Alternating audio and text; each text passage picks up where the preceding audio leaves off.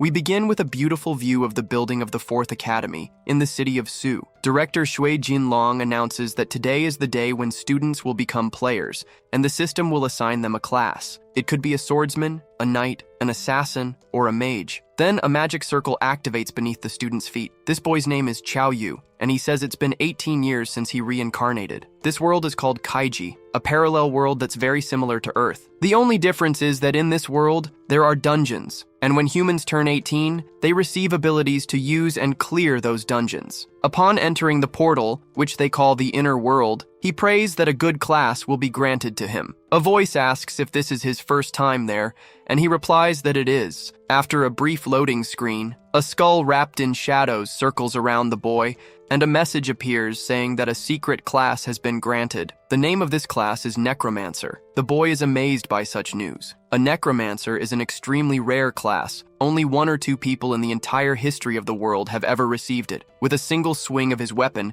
countless high-ranking skeletons can be summoned, and as long as he has mana, he becomes a one-man army. The protagonist says that, in general, receiving a rare class means your stats will be much stronger, but when he checks, he sees that he has 0 spirit. He is stunned. How can someone with the Necromancer class have 0 spirit? Initial attributes are distributed randomly, with 10 being the highest, and spirit is the most important stat for a Necromancer. He had the bad luck of getting 0. The system announces that it's time to generate a random talent as well, but the protagonist is so shaken that not even an S-rank talent could save him. The system then finally grants him the talent Brave Heart of a Mage, of unknown grade. This talent gave him an attribute point every time he defeated an enemy using physical attacks, allowing him to boost 1 basic attribute at a time. Even more incredible, since attributes were usually gained only by leveling up, and now he could earn them through battle. With this talent, he could potentially max out all his attributes. As a novice, he now had the potential to reach the maximum in each one.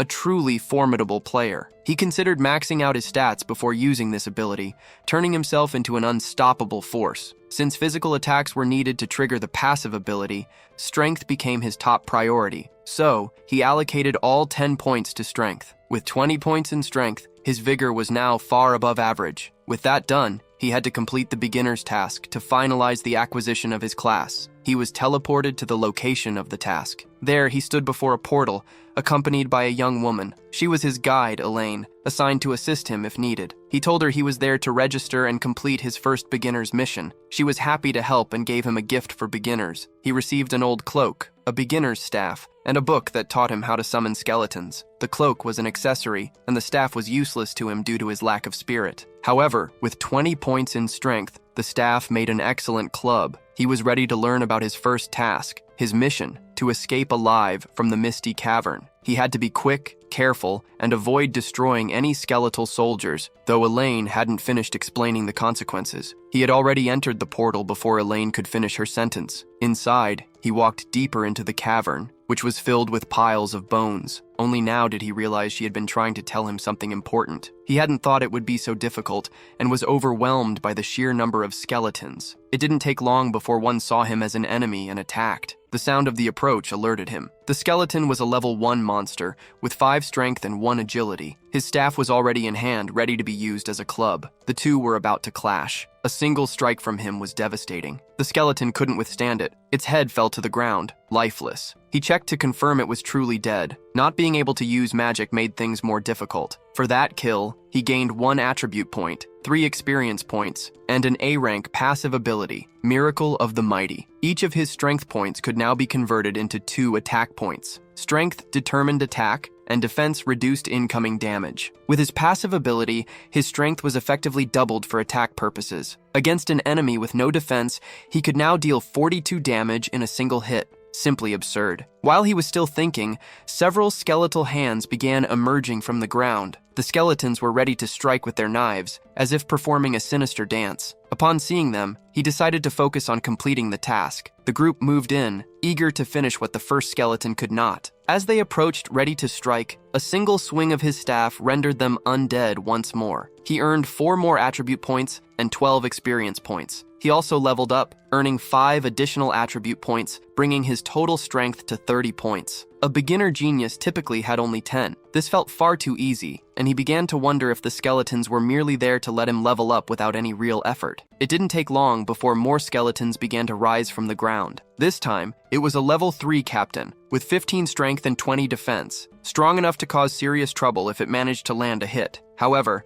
with only 1 agility, it was highly unlikely it could strike him. His first staff attack was blocked by the skeleton's shield. After defending, the skeleton countered, striking the ground where the player had stood. Not only was the movement precise, but the blow was powerful enough to create a hole in the ground. Knowing the skeleton was slower, he spotted an opening in its defense. This time, the staff struck its unprotected ribs. The hit made the skeleton lose balance and fall, giving him a clear chance for a solid blow. Exhilarated, he taunted the skeleton to try and block this one. The staff came down like a police baton on an unaware target's back. He earned 3 more attribute points and 10 experience points. That had been harder than expected, and he couldn't imagine how other players were getting through this. Then he remembered what director Jin Long had said about monsters sometimes dropping their cores, which granted random rewards. And now he was curious to see what this one would drop. It turned out to be consumable gloves that guaranteed the next strike would be a critical hit, though they could only be used once. While standing still and analyzing the item, more skeletons began to emerge from the ground. He certainly didn't expect more enemies to show up, and with each rising skeleton, even more followed. Even though he was now level 2, he only had 20 health points and needed to be cautious. Still, with his overwhelming strength, dealing with these monsters was too easy, and he earned another 10 attribute points. Thankfully, the skeletons only had 1 agility point, which made them slow. He decided to check his attribute window. At level 3, his strength had already reached 46 points. Outside, the students were discussing the classes they had received. Some would make their parents proud. Director Jin Long remained silent, seemingly waiting for one last student to finish the test. No one could understand how it was taking so long. After all, the task was just to run, and the skeletons were slow. Among the students, someone who knew him was growing concerned. Inside the cavern, he wondered if the skeletons were finally done, and why there was still no notification about the task's completion. Then, a haunting voice echoed, asking how he dared. His attention snapped to the source of the voice. Skulls began levitating around the cave. They started flying, and the boy had to dodge them. In front of him, bones were assembling, forming something larger. Shadows, resembling flames, rose from the ground. Now standing before him was a terrifying creature, clearly more dangerous than anything that had appeared so far. It was the Skeleton King, already injured, but still boasting 45 strength, 60 defense, and abilities such as piercing bone and explosive bone. A boss like this in a beginner's task was excessive, and he began to wonder if director Jin Long intended for the students to become just memories. The Skeleton King prepared to strike first. The initial attack missed the young man. He was lucky to dodge it. Had it landed, he likely wouldn't be alive. His advantage lay in the king's lack of agility, but the real question was whether he could break through such high defense. There was only one way to find out. His first strike landed on an exposed part of the skeleton. The blow dealt 32 points of damage. It had worked. Now, he only had to repeat that 10 more times. Motivated, he launched a flurry of attacks on the Skeleton King. With its low agility, there wasn't much it could do to avoid being hit. After being struck repeatedly, the king collapsed to the ground, exhausted. The young man wondered why the boss was already down when it still had 200 health points left. That's when something unexpected occurred. It was the first time the Skeleton King had seen someone make it through the cavern using only physical strikes. If it still had its minions, it wouldn't have been this weakened. A mere novice had managed to breach its defense. It couldn't allow this player to leave the place alive. Suddenly, the Skeleton King grew even stronger. It began tracking the player's movements and was ready to counterattack. Now, it was visibly faster. It launched another attack, and the player narrowly dodged it. He was still the more agile of the two, but things were getting riskier. Head-on attacks wouldn't be as effective anymore. He needed to adapt to the Skeleton King's new speed. The monster struck again. Then the player noticed a boulder, unstable and ready to fall. As he dodged the attack, he moved closer to it. The two locked eyes, silently analyzing each other. The player deliberately provoked the Skeleton King, urging it to attack him at that spot. The provocation worked. The king prepared to strike. Their first clash was blocked using the staff. However, the force of the blow sent the player flying, costing him 26 health points. Even though it was just a shove, he was left with only 4 health points. The Skeleton King, unsatisfied, kept advancing, determined to end the fight. the player knew that even the slightest hit would be fatal. The monster struck again, heedless of its surroundings. Just as it completed its attack, rocks from the cave ceiling began falling directly onto its head. That small collapse costs it 70 health points. Now it struggles to free itself from the trap, with only 129 health points remaining. Seeing it trapped, the player decides to seize the opportunity to end it quickly,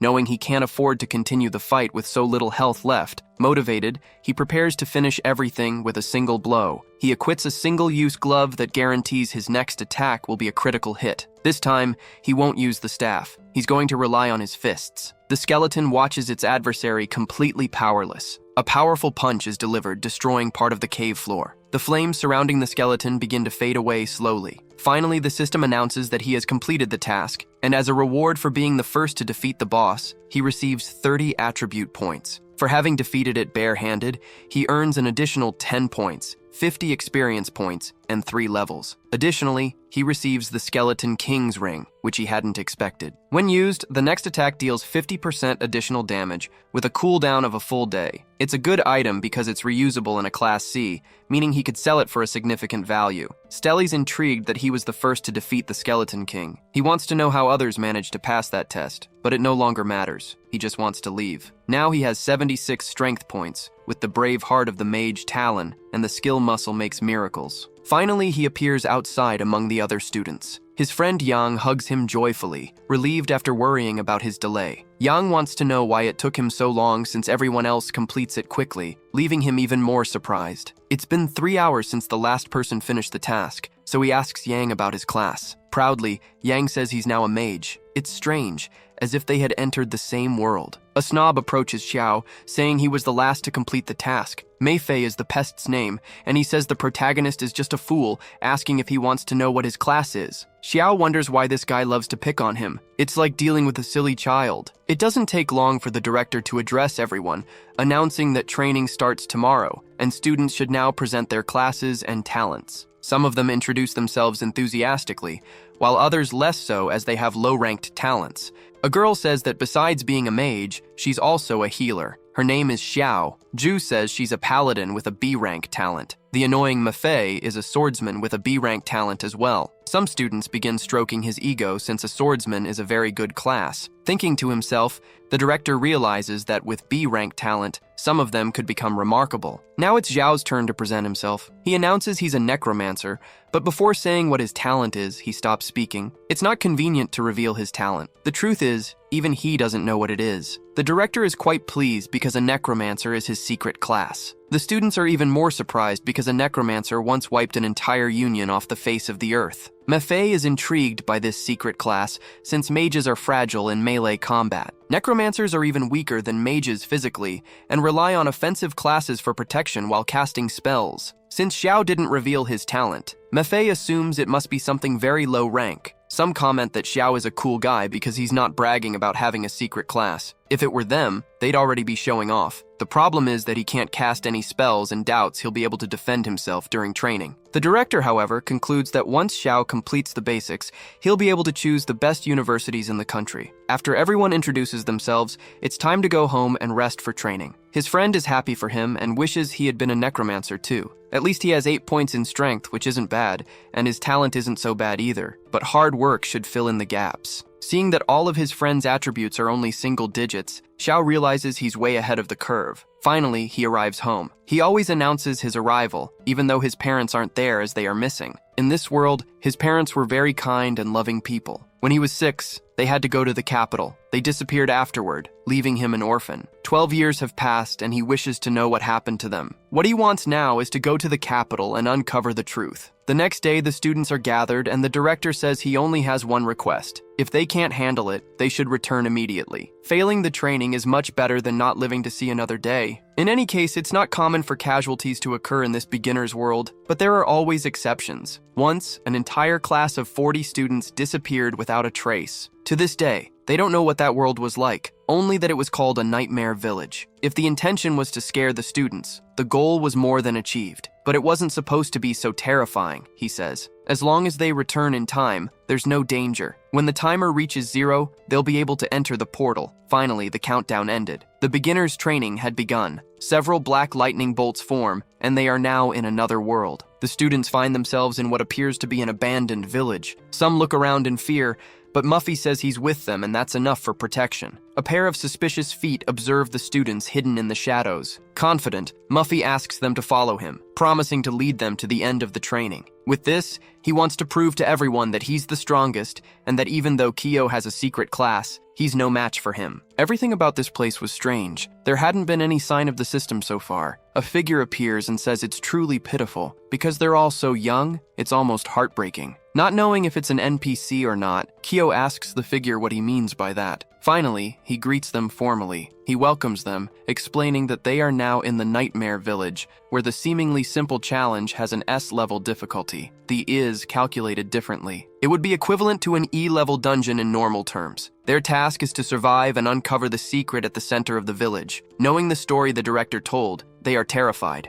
Faced with this, some try to escape, unwilling to stay in such a place. Muffy attempts to calm the students, explaining that for an E-level challenge, one must at least be in the initial stage. They are all still disciples. Beyond that comes the initial, intermediate, final, king, and divine stages. As soon as one student reaches the village exit, the barrier prevents them from leaving. The man explains that once they are inside, they cannot leave. It doesn't take long for panic to set in, leaving the students completely hopeless. The man's bluntness makes Chiao perceive him not as an enemy, but as someone truthful, making it plausible that others may have vanished at this stage. Walking among them, he tells them not to worry and encourages them to get more comfortable. Muffy interprets this as the man motivating them to face the challenges with confidence. In reality, he is suggesting they accept the fact they won't survive past this day. If there weren't heavy pants before, there are certainly more than one now. He introduces himself as Woogum, the village chief, and explains there are 2 rules for living in this place. They can live in any vacant house, but must not touch the black stones on the doors. The second rule is to always return home before dark and to lock all doors and windows, never opening them under any circumstances. Chiao asks why they can't leave their houses at night. The man responds that the boy will understand once night falls in this place. As night comes,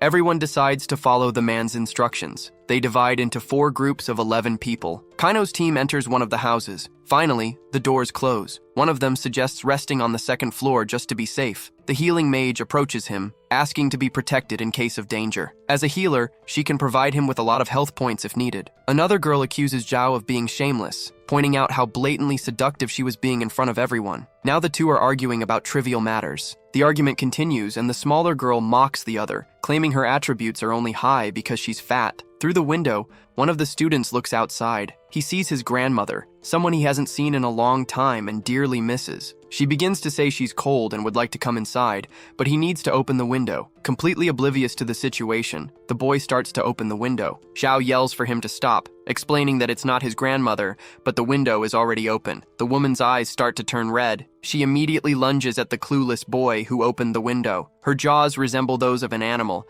and the student is about to become a memory. A spear is conjured inside the house. San appears, containing the ability. It's Yang, who declares he won't be able to hold the monster for much longer. However, it's enough time for the clueless boy to save his own life. This is a level 3 monster with 25 points in strength and agility. A normal monster, but extremely strong by novice standards. Focusing its attention on the mage, the monster attacks. Unable to dodge, the mage jokes that if he eats him, he has so much fat it'll make the monster sick. The attack is stopped by a magical barrier that appears. It was conjured by the smaller girl, but as time passes, she begins to lose health. She demands the healer do her job and asks Chiao to summon his undead. Listening to her, both start working as well. The healer prepares her healing magic. She manages to restore her teammates' health as fast as it depletes. If everyone works together, victory is possible, as long as Chiao performs his summoning spell. But seeing him already on the front lines surprises her. A single strike with the staff is enough to push the monster back. Yang worries, saying that's not how the staff is supposed to be used and that his friend is putting himself in danger. Yet again, Chiao strikes the monster, taking 50 health points in the process. There is no longer a monster inside the house, and his teammates don't know what to say about the situation. It's impossible to believe a nightmare was defeated with a single strike, and they wonder if that's how a necromancer is supposed to act. In its place, there was a black stone, while the rest of the monster dissipated. The symbol is identical to the one on the door of the house. Chiao imagines there must have been a bug since he didn't gain any skill points after defeating that monster. His colleague asks if he noticed anything strange, but he says it might just be his imagination. At dawn the next day, Yang thanks his colleagues. If not for them, he doesn't know what would have happened. Some comment that Chiao was really strong and that Zhu provided formidable protection, which Mephi overhears. Even so, he believes that if he had been there, he would have done better. He's confident he could also defeat a nightmare with a single strike. Chiao asks if he's already training in the morning, and his friend says it's expected from the class monitor. Mephi tries to compose himself and says he was just practicing a little, nothing more. He then tells Zhu to stay with him,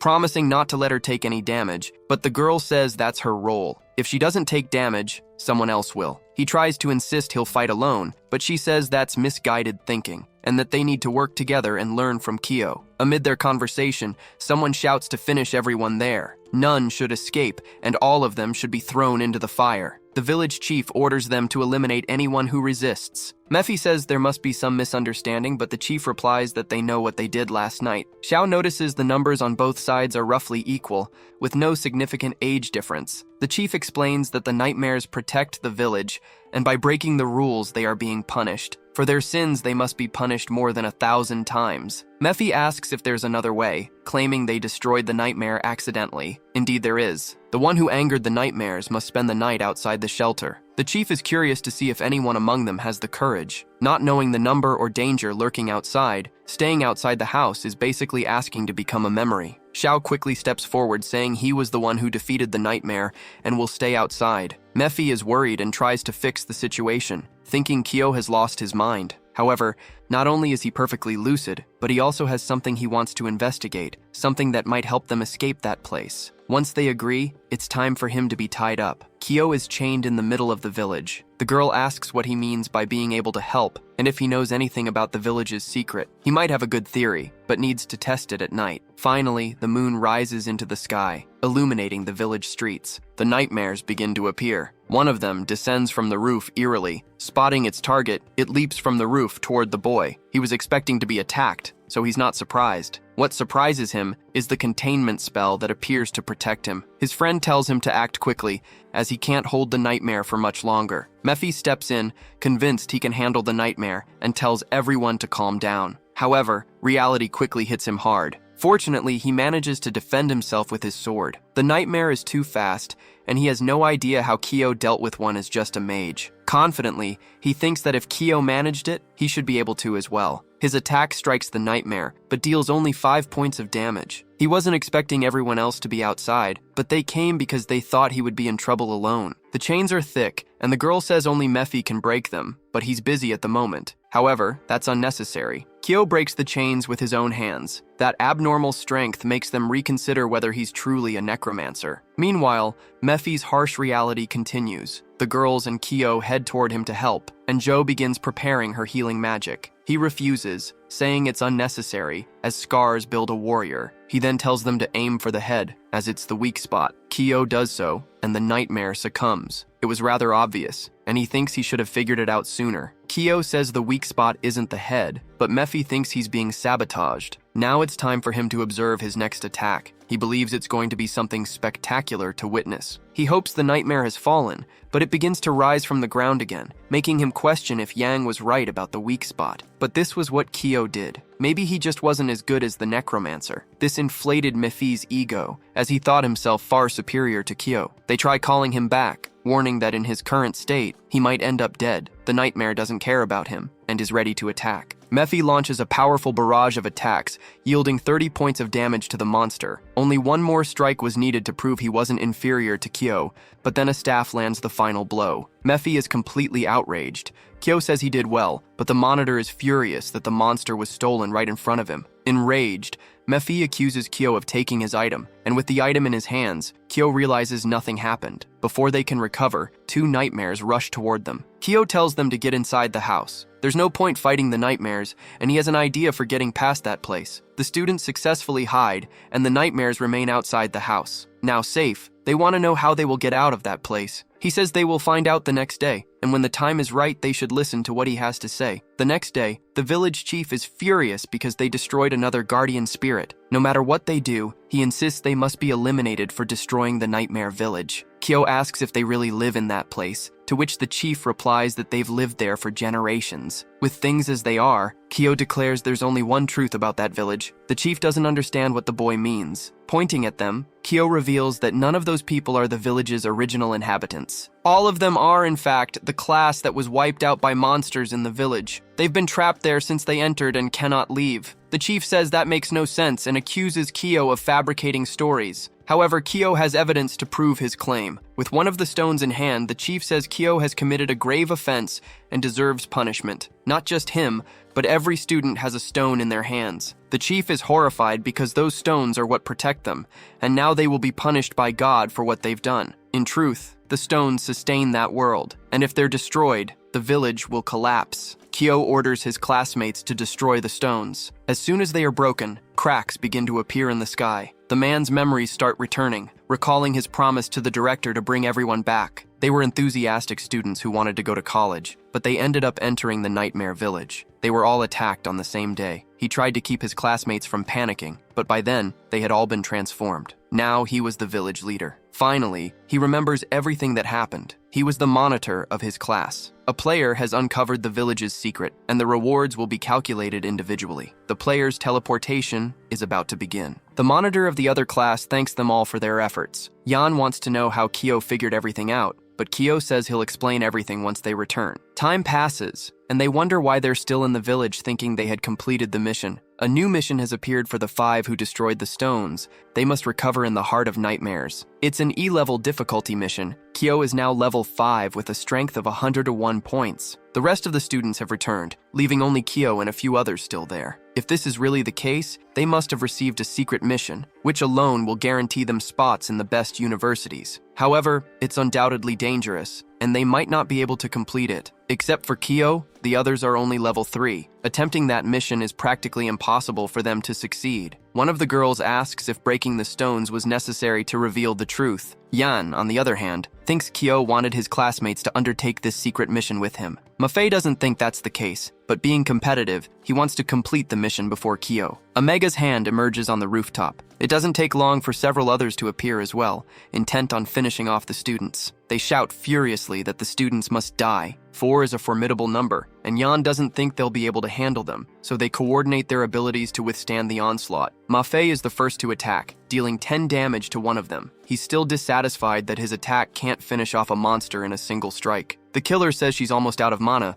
and Zhu is nearly out of health, but Chiao finishes the nightmare, gaining 1 attribute point. Zhu warns that 2 more are approaching. The monsters are already very close to him. With a few strikes, he takes them down before they hit the ground, earning more attribute points. In front of him, there's a core. As expected for this stage, the rewards are satisfying. It's a restricted item for mages, increasing damage by 5%, so he considers giving it to Yang. Zhu praises their teamwork while Mafei tries to draw attention to himself, but Tuao urges them to keep moving forward. He only needs to take down 1 more to level up, and maybe he'll get some equipment for himself. This excites him greatly. He believes the heart of the nightmare must be with one of them, so they should keep defeating them. One of his steps activates a trap. The ground collapses, swallowing all the students. They fall helplessly into the hole. Chiao manages to land safely. He's unsure where they are, but notices the ground beneath him is soft. He was on top of Yang, who was still wondering why the ground felt so soft. With everyone accounted for, he checks to see if they're all okay, and they are. The stench is overwhelming like sewage, and Zhu suggests it might be from the bodies that fall there, but the healer says that's not it. The smell comes from somewhere else. Then her colleagues see what she had noticed. Before them stands a massive nightmare. The Nightmare King with 1,000 health, 65 strength, 20 defense, 60 agility,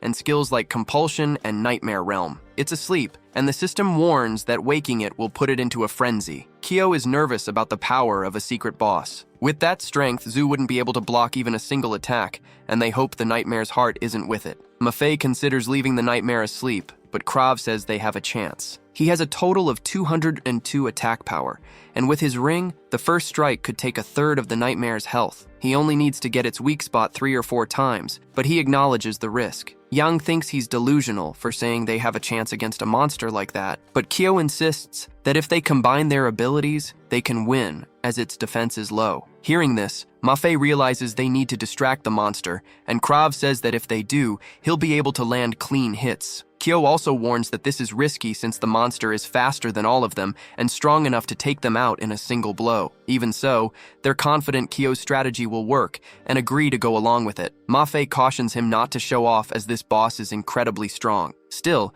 Chiao remains confident and tells them to relax. After resting for a bit, it's time to put the plan into action. As long as it isn't attacked, the nightmare won't wake up, so the first strike has to be precise. On top of the monster, Chiao notices something that catches his attention. One part of it glows brightly. Perhaps that's its weak spot. He begins preparing his staff to strike. The ring's effect is activated, boosting his attack by 50%. Moreover, the strike is critical, and the boss loses 508 health points in a single hit. His friends watch in disbelief at how much damage the mage dealt. Chiao destroyed the nightmare's heart, and the mission is now changing. They must destroy the nightmare as the mission is now rank A. The boss rises angrily from its slumber. Everyone should be prepared and act according to the plan. Seeing the players, the nightmare calls them evil humans. The nightmare is truly much larger than all of them. It was Mafei's turn to attack and draw the monster's attention. Indeed, he was already fully engaged in doing his part of the strategy. His barrage of attacks landed on the boss. He was completely dissatisfied with the difference in power between himself and Chiao, and wanted to attack the boss as many times as necessary, but each of his strikes only took 1 point of health away. In response, the nightmare taunted him, saying it would grant his wish to be the first to die. Preparing himself, Mafe shouted for it to come at him if it had the courage. It was time for Yang and Ju to take their positions. Both the sand containment and the shield were conjured. The boss's attack seemed to have been blocked. Even so, Mafe took damage, and the healer couldn't keep up. She couldn't hold on much longer. Chiao needed to act or Mafe would be flattened. Chiao was already on his way to perform his part of the plan. The nightmare was struck again, taking 182 points of damage. With its health running low, it activated its Nightmare Realm ability. Chiao was surprised and waited to see what would happen. The nightmare roared,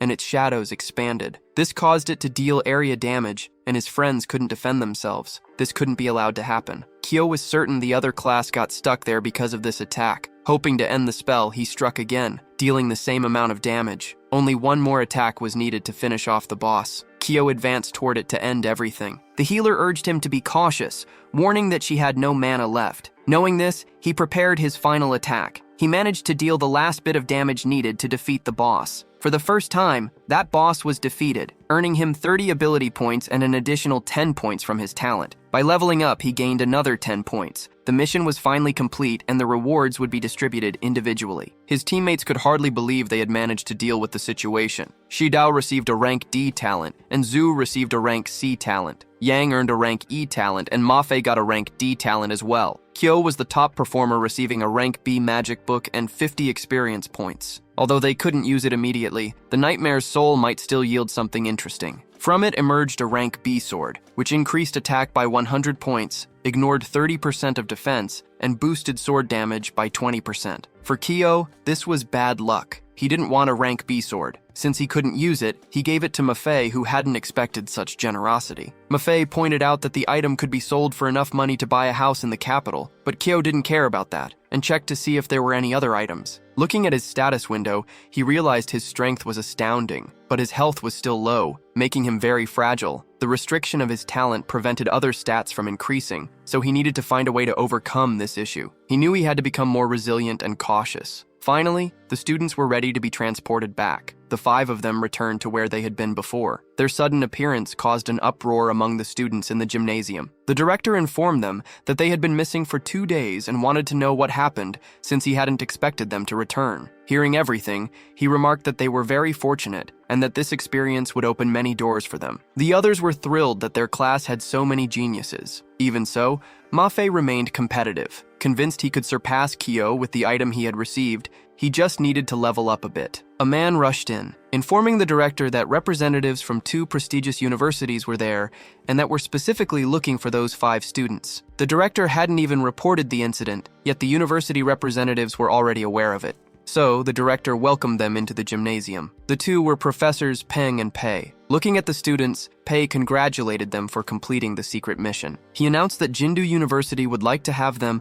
and offered to write recommendation letters immediately if they wished. The other professor argued that you shouldn't do that without conducting a proper test, and the two began to argue. Pei is from Hokkien University and tells them not to worry. The test only serves to see how they behave in certain situations and whether they are adaptable. As a necromancer, Chiao cannot show the abilities of his class, but he wants to go to Jindu to learn more about his parents. The professor then asks who would like to be tested first. Mafe volunteers, saying he is a level 5 swordsman with a B-rank talent. Being at level 5 after only completing beginner training is impressive, the professor thinks. Pei praises the boy and asks him to try and hit him, noting that he is level 25 and a marksman. The student advances, asking the professor to be careful. He delivers his strike, which hits the magical barrier directly. The tip of the sword pierced the defense, to the professor's surprise. He complimented the boy's technique, and Mafe thanked him for the praise. They estimate that his strength must be at 35 and his agility also quite high. These comments drive the students wild as they are deeply impressed. Faced with such talent, the professors realize they'll compete for him. Both ask if he has chosen which university he wants to attend,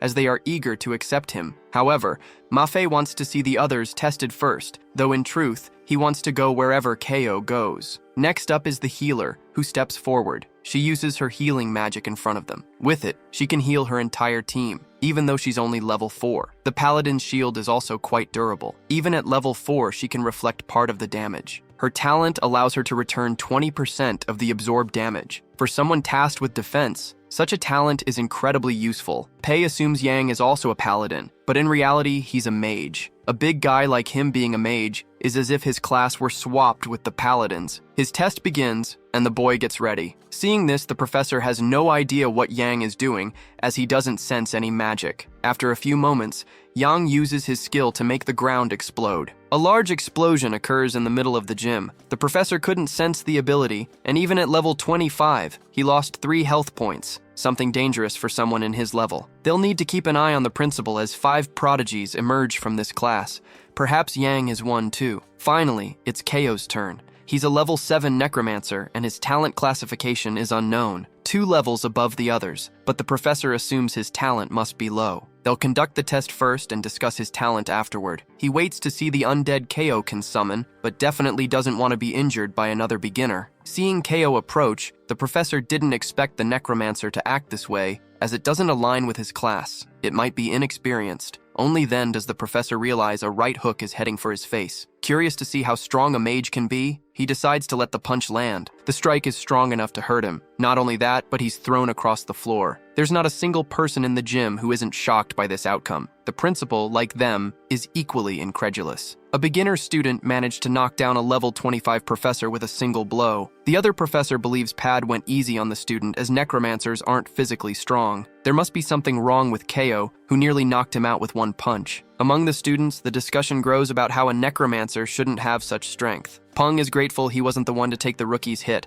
or he'd be spitting teeth. Chiao asks if the test is over, and it is, but they can't complete his evaluation without seeing him summon undead. He then says he wants to excel in physical combat like a warrior, but his ultimate goal is to go to Jingdu. This hasn't happened before, someone specializing in a class other than their own. So Peng decides to talk to the principal first. On the phone, he tells the principal that the rookie is terrifying and wants to train as a warrior, even though he's a necromancer. Despite being level 7, he threw a level 25 professor into the air. Now, the principal wants all 5 students at any cost. Thinking he might lose him, Peng wanted to invite Chiao personally and requested a video call. Japing Yang introduced himself as the director of Jingdu University and expressed his hopes that Chiao would join them. But before he could finish his presentation, Chiao announced he would join the university. Peng listened in dismay, having lost the greatest talent, and hoped to at least recruit one of the others. The director suggested that since they were from the same class, they could all go together, and the group agreed, much to Pei's despair. Peng was overjoyed. This was undoubtedly the highlight of his career. However, Chiao had some additional questions for the director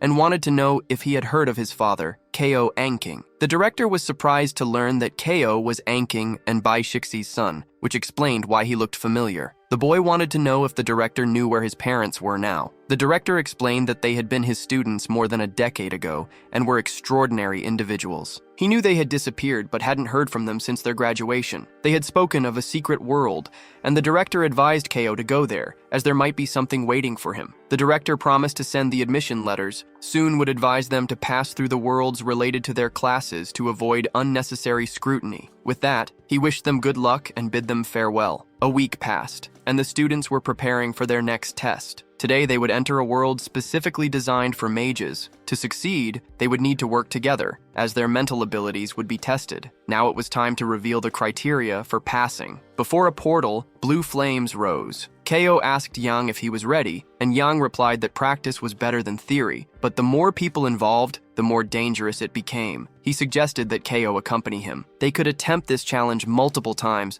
although the rewards would be cumulative. Yang seemed excited about what lay ahead. The guide greeted them, announcing that a 2-player world was being prepared. The world selected for them was the Cave of 10,000 Poisons. Before the guide could explain the rules, Chiao rushed ahead, leaving Yang surprised. He did know instructions were provided, and Yang pointed out that they weren't asked how Chiao managed to clear the skeleton cave. Yang assumed that if Chiao fought his way through the skeletons, he must be a fool. In that place, there was an evil tribe capable of poisoning people without them realizing it. The poisonous worms would eat their victims from the inside out until nothing remained. Their task was to locate the tribe and destroy the worms. Rewards would be determined based on how they completed the challenge. The mission required 5 players, so the system paired them with 3 others. One of them warned the pair not to slow them down, but a girl scolded him, insisting he be more polite. She introduced herself as Fang Yuan, a fire mage. Her younger brother, Fang Sun, was also a fire mage, and the third member was Long Chang. Yang introduced himself and so did Chiao, expressing hope that they could work together to succeed. At the entrance, there appeared to be instructions, but the rude one just wanted to destroy the door and move forward. However, his attack had no effect. The door seemed immune to magic, and inscribed on it were the words,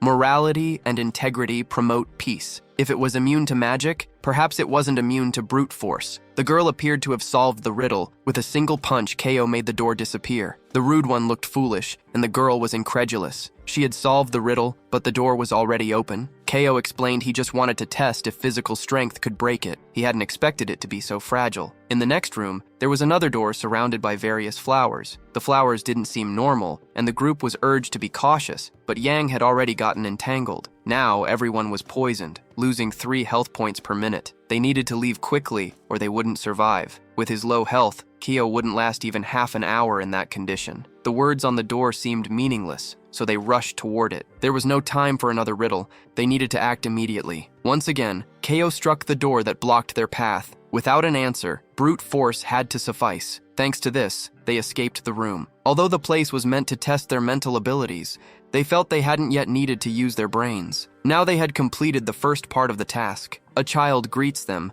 introducing herself as Xiaodong. She asks if they come from outside. Then she notices they are all poisoned, and explains that the poison comes from the bean flower. They need to follow her to the cave if they want the antidote, because if the poison spreads too much, there will be nothing they can do. Unsure of what else to do, they decide to follow her. At her village, the girl introduces them to her parents, explaining whom she brought with her. The parents ask who they are, and the child replies that they are outsiders and poisoned. Hearing this, they are invited into the house to be treated for the poison. It doesn't take long for her to bring out the 5-venom soup for them to drink. The appearance of the soup is anything but appealing. At first, none of them have the courage to try it, but Chiao can't afford to hesitate, as he has only half his health left, so he downs the soup in one go. Afterward, he declares it's actually quite good, and that he is no longer poisoned, encouraging his companions to do the same. He then asks the child about the tribe. She doesn't know much, but the Patriarch told them to avoid the outside world and not use their magic unnecessarily. Now that they are cured,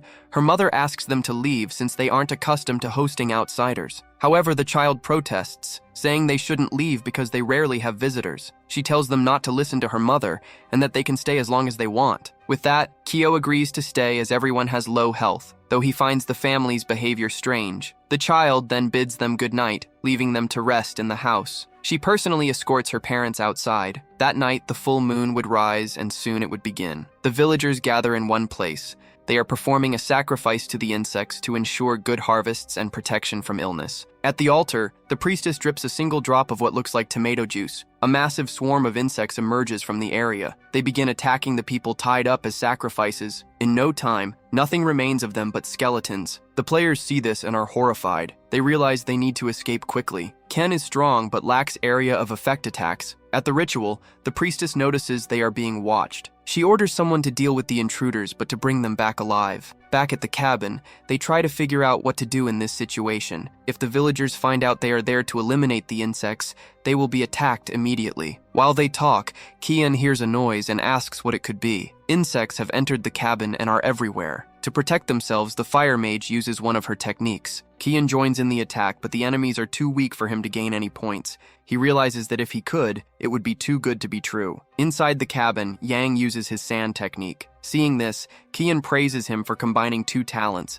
but it drained almost all of Yang's mana. A warrior from the tribe approaches, remarking on how tough they are. Because of what they've done, he says they will become food for the insects they revere. While he speaks, Yang uses the same technique, but it only takes 11 health points from the warrior. It's almost useless, as the warrior is level 10, with 40 strength and 20 defense. NPC stats remain hidden until they take damage. Seeing this, they doubt they can overcome him as he is as strong as a boss, but Kyo doesn't care, and wonders if this world operates differently from others. As the imminent attack approaches, the warrior doesn't think he'll take any significant damage. Yet with a single punch, he loses 121 health points, enough to put him on alert. Angered at being hurt by a mere human, he uses his insect bite ability. Now he's much stronger and has significantly better defense. He imagines that no one can hurt him in this form. Still, Kyo isn't the least bit impressed. After a brief session of slaps to the face, the warrior is humbly prostrated with only 23 health points left. Now it's time for him to spill the beans about the sacrifice and who Priestess is. He explains that it's a pact with the insects to perform sacrifices every full moon, and that their queen resides in the green stone. That's why they were healed to become the next sacrifices. Xiao now wants to know why Xiao calls the place by a different name,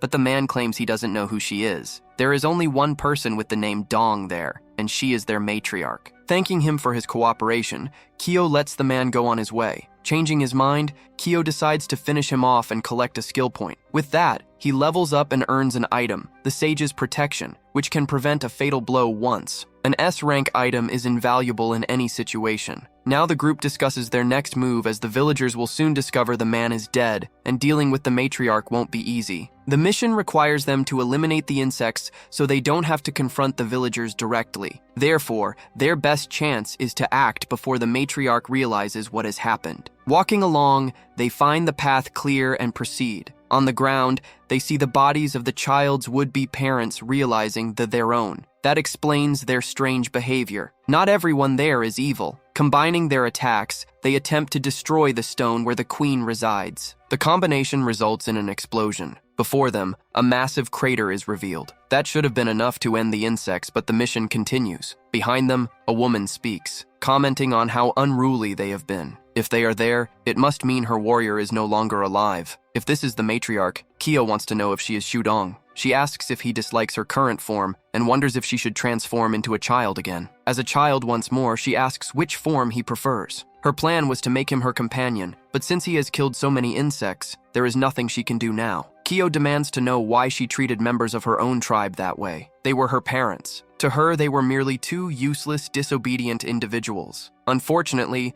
Kyo is an orphan, and this deeply angers him. Noticing his anger, she tells him not to be upset. He will be reunited with them soon enough. Suddenly, a swarm of insects appears, ready to attack. The voracious cloud heads straight for Kyo. The fire mage says they need to help him and begins casting her magic. But before they can act, the warrior from earlier attacks them. He declares they shouldn't interfere with the matriarch and should face him instead. He is level 10 with 50 points in strength and 30 in defense and agility. The insects are numerous, and Kyo is taking steady damage. If his agility and defense matched his strength, this would be much easier. He considers using the brave heart now, but decides to keep fighting since he can survive a fatal blow. As he gets closer, the matriarch assumes he is eager to become insect food. However, she didn't anticipate what happened next. With a single strike, Kyo leaves a gaping hole in her body, but it wasn't fatal. She has 30 points in strength, 20 in defense, 50 in agility, and is level 10. She is also a rare NPC. Her stats are low, so there must be another reason she is rare. While lamenting the damage she has taken, her agility increases by 8 points. Chiao braces himself for her next move. Her strike was devastating. Before he realizes it, her hand has already pierced his chest. Her agility surged suddenly,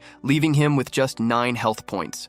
Once he dies, she plans to use his skin as a souvenir. Yang is worried about his friend's condition, as Chiao is in serious trouble. While Yang is distracted, the warrior takes the opportunity to launch a potentially fatal attack. This reinforces the idea that they shouldn't ignore him. Yang casts his magic again, to which the warrior scoffs, claiming he takes no damage from fat people. He says those attacks only tickle. Surprisingly, the sand turns red. It explodes, dealing 312 points of damage to the warrior. Now the warrior is much slimmer, having used a fat-burning ability. Free of his enemy, Yang rushes to assist Chiao, who is more concerned about the fact that his friend is now a skinny guy. Even Yang doesn't fully understand it. He just got angry, lost weight, and now has almost 300 points in spirit. This is extremely high and interferes with how he uses his talents. Knowing this, he grabbed the Matriarch and asked his friend to use that technique one more time. However, doing so would likely cause him to perish in the process. He told his friend to trust him and to act rather than talk. Trusting him, his friend began preparing the technique. The Matriarch begged him to let her go, not wanting to meet her end there. A powerful explosion engulfed them both. His companions were anxious about what might have happened. The item saved him, and with the courage of his act, he gained a talent, strong contract, ranked A. Each point of strength now adds 10 health points, effectively solving his low health problem. Yang approached, worried and curious, as his friend was supposed to have died, but was revived. As they talked, they realized the Matriarch hadn't dropped any items, meaning she was likely still alive. Amid the smoke, she reappeared, saying the two of them were truly troublesome. Now was the time for them to witness her true beauty. Her hybrid form was level 15, with 130 strength, a defense, and 100 agility. Chiao asked his friend to use the magic again, but his spirit had dropped to just 48 points. A system warning announced that the boss had just become stronger than anticipated and advised them to leave immediately due to the risk. Yang wanted to flee, but Chiao hadn't considered it for even a moment. Once again, the system warned them to escape and restart the custom world, but Chiao reminded Yang that the director had tasked them with completing it, and that's exactly what they do today. The Matriarch liked this decision. Confident she finished them off quickly, the two clashed fiercely, both losing health in the process. Exchanging blows, the Matriarch took more damage than she dealt. Now she questioned what Cao was made of. He shouldn't still be alive. Even at level 8, he was stronger than expected,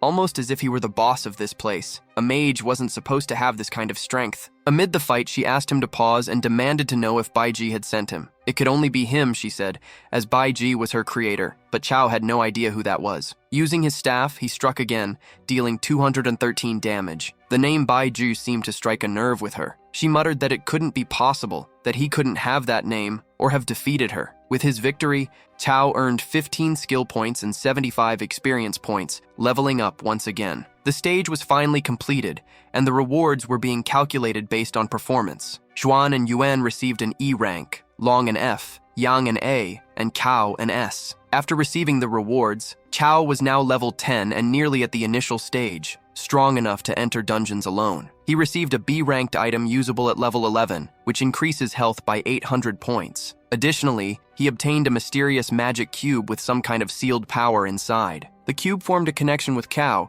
allowing him to use abilities from others as long as they weren't more than 10 levels higher than him. However, it still had one sealed ability. This item was already excellent, so the sealed ability must be even better. A portal appeared and the guide congratulated them for completing the Cave of 10,000 Poisons. As an additional reward, she increased their spirit by 20%. It was a great reward, though 20% of 0 is still 0. The others thanked Cao, as it was thanks to him that they were alive. When asked which university he would attend, he replied, Jingdu. Hearing this, they decided to go there as well. The guide seemed pleased with their progress. At level 10, Chao's strength was 202, and his total health was 4,140, thanks to his items. This didn't include the cumulative skills he had gained. Back at the school, they were welcomed by their peers. Mafei couldn't believe Kuei was already level 10. After all, in the mage world, there are fewer monsters, making steady progress more difficult. The girls, on the other hand, couldn't believe the other boy was Yang, as he looked entirely different. However, Yang was eager to regain his weight, as he didn't feel safe looking so slim in the other world. Since they already had their spot secured,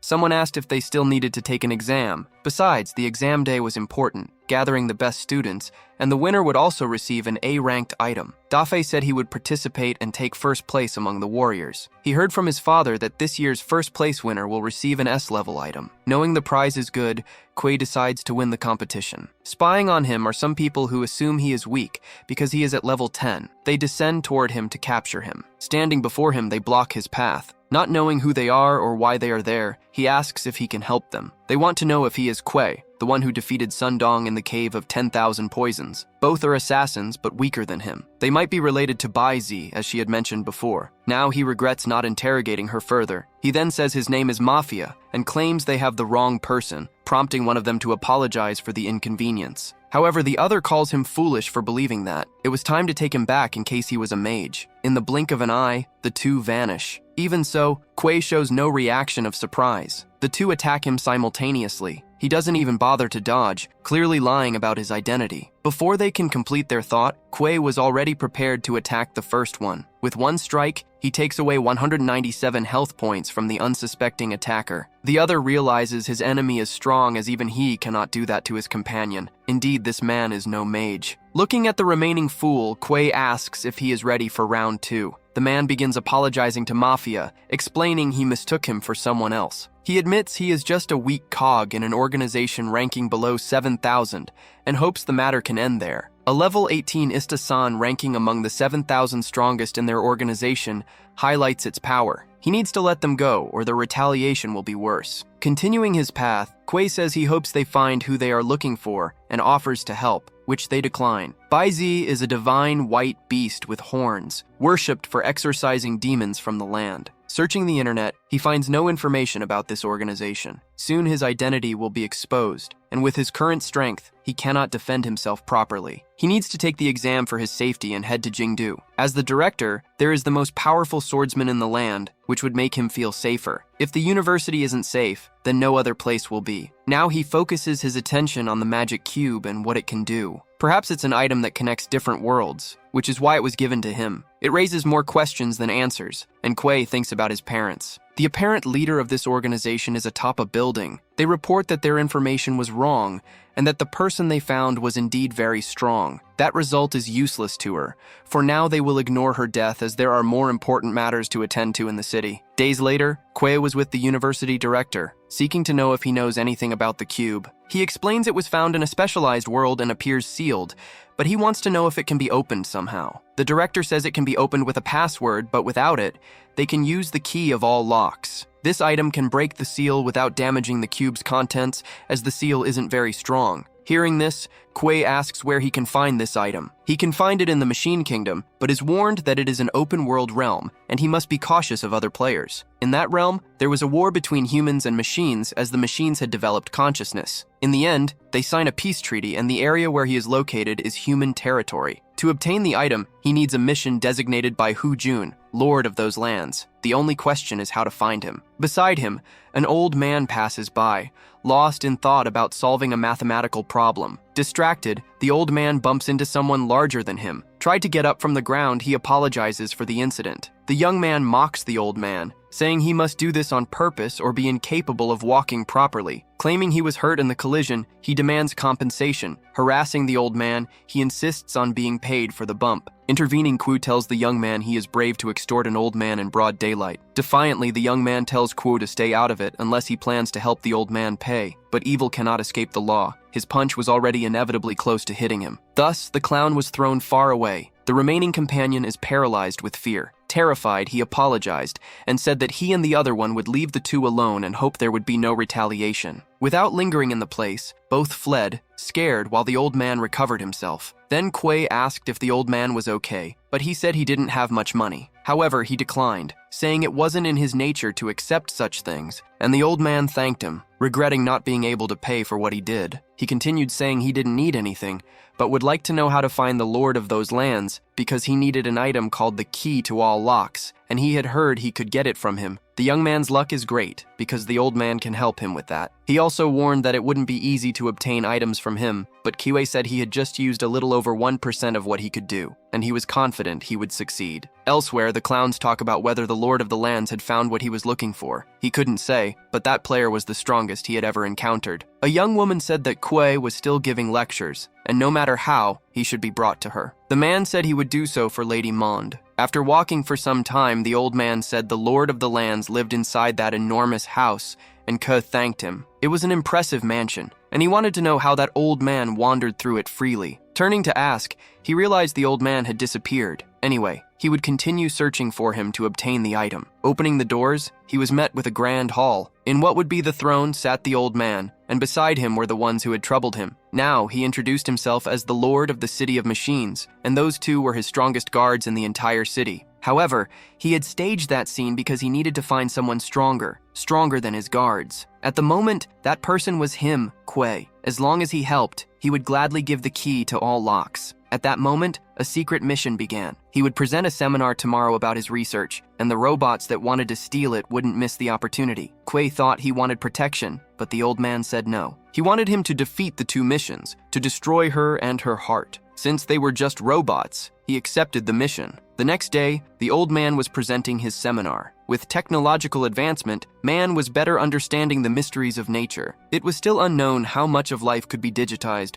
but artificial intelligence was heading in that direction. And there was also the obstacle of reproduction. His question was whether a robot could develop, could grow. During the lecture, Kui didn't understand anything and just waited for the robots to show up. Above, a glass panel began to crack. Through the opening created, a robot descended from the air. It said metal was better than flesh and bones, and that the professor should embrace this truth. As soon as the robot arrived, security was called. One of the guards said that this wasn't a place for him, and his name was Scram. There was no response. Instead, the robot disappeared, reappearing only to strike him in the stomach. The others who were there to contain him watched helplessly. Thus, it didn't take long for him to handle the rest of the guards. Meanwhile, Kuei observed everything and said it was a very disrespectful sight. The old man said they were there for him, and that this time he would go to the kingdom of machines. But with that, he bet everything he had on Kuei. Scram subdued everyone, claiming his body was better because it wasn't biological. Through the same hole above, another figure began to descend. It was the Queen of Machines, and she ordered the professor to return with her. He agreed on the condition that she order the robots to stop. Binding him with chains, she said that if he had been obedient before, it wouldn't have come to this. The robot told Mon to leave immediately, as he would stay to have some more fun. In the blink of an eye, she disappeared with the professor. With them out of the scene, Kuei addressed the robot that had stayed behind, and said he had heard him claim to have the strongest physique. Scram says that humans cannot understand the beauty of mechanical transformation, so Ko decides to attack him first. In response, Scram invites the young man to join the mechanical revolution and acquire an enhanced body. The first strike lands, costing Scram 306 health points. His stats are formidable, but they pose no challenge to Kuei. Realizing the situation, Scram is now heavily injured. Kuei thanks him for the invitation, but says he doesn't need it. Scram still can't believe a human managed to punch through his body. He wants to know how it's possible, and Kuei replies that he simply clenched his fists and struck. In truth, however, Kuei possesses the ancient sacred body of the human race. Continuing, Kuei immobilizes the robot with one foot pinning him to the ground. With another strike, Kuei demands that Scram take him to the Machine Kingdom if he doesn't want to become scrap metal. After this brief exchange,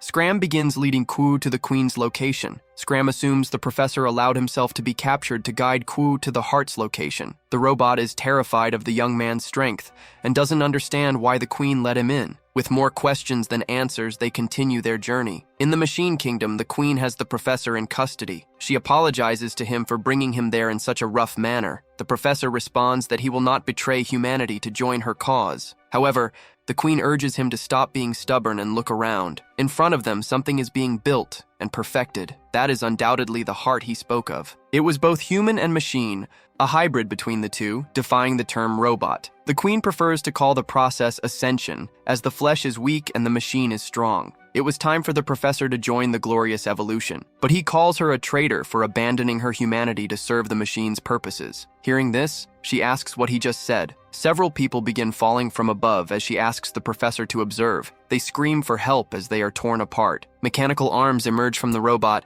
cutting through the people. Their bodies are absorbed by the hybrid heart. Meanwhile, in the machine city, Chiao has already landed and is facing several robots. They see him as an intruder. Fighting them, Chiao finds them weak but strong enough to earn attribute points. He hadn't expected this and was quite pleased with the result. Eventually, there were no more functioning robots before him. The professor, witnessing the atrocity, declares that the queen is truly a monster. However, the queen retorts that his anger will solve nothing. She explains that the heart is called Marta and is actually a failure. They had intended for the robot to grow organically. Instead, they inadvertently created a monster that consumes flesh with an ever-growing appetite. It started with one person, and now they don't know its limit. She offers the professor a choice. He can try to solve the problem or ignore it, knowing they will continue feeding it with people. There's only one person he can count on, and that's Chiao. A robot approaches and reports that a human with the ancestral sacred body has invaded the area. Hearing this, the queen asks if it's the same person her subordinate mentioned in a message. Before he can respond,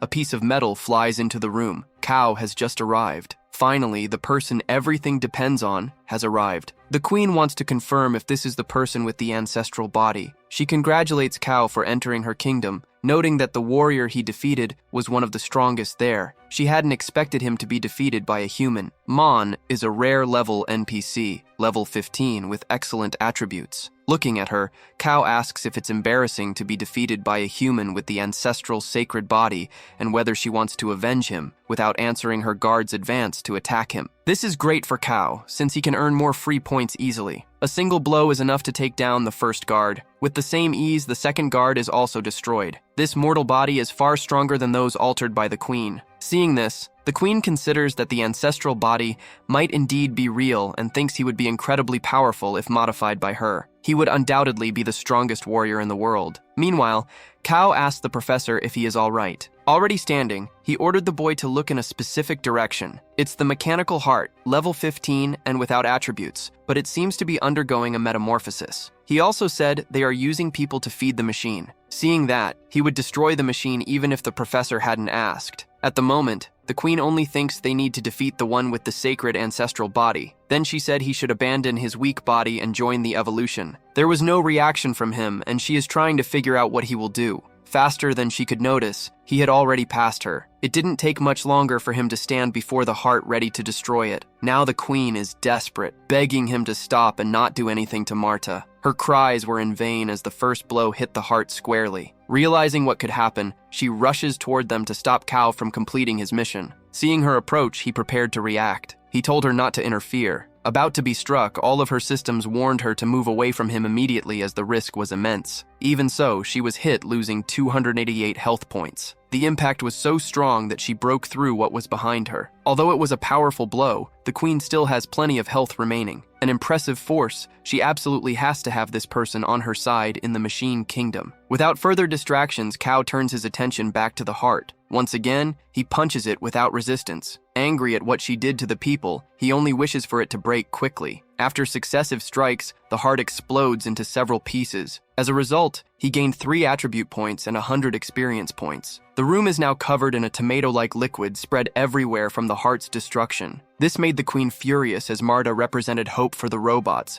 but the only thing on his mind was the number of human lives lost. He is clearly a human who believes he is a robot, and he is an excellent lion. Despite everything, what the queen desires is to talk to Chiao. Even though he is strong, his strength is still insignificant. The true queen would forgive him for everything, as long as he joined her. With that, he has a chance to redeem himself and atone for his sins. Chiao believed that Mande was the leader of the machines and the queen. Nearby, the professor tells the boy not to be deceived, but he has no interest in this mechanical evolution and is quite fond of his body. Looking at him, Mande is certain that this will change when he meets the queen. It is Chiao's desire to meet her, so Mande guides him through the place. Through metal corridors, they continue walking. Mande points them in the right direction. Opening one of his hands, he releases a small robot. It flew discreetly and positioned itself at the back of Chiao's neck. This tiny robot can infect people, turning them into machines. The robot mosquito is in position. Mande is confident that this will work, and that the queen will reward him for the feat. In position, the robot prepares its small drill, but at the slightest discomfort, Chiao strikes the robot.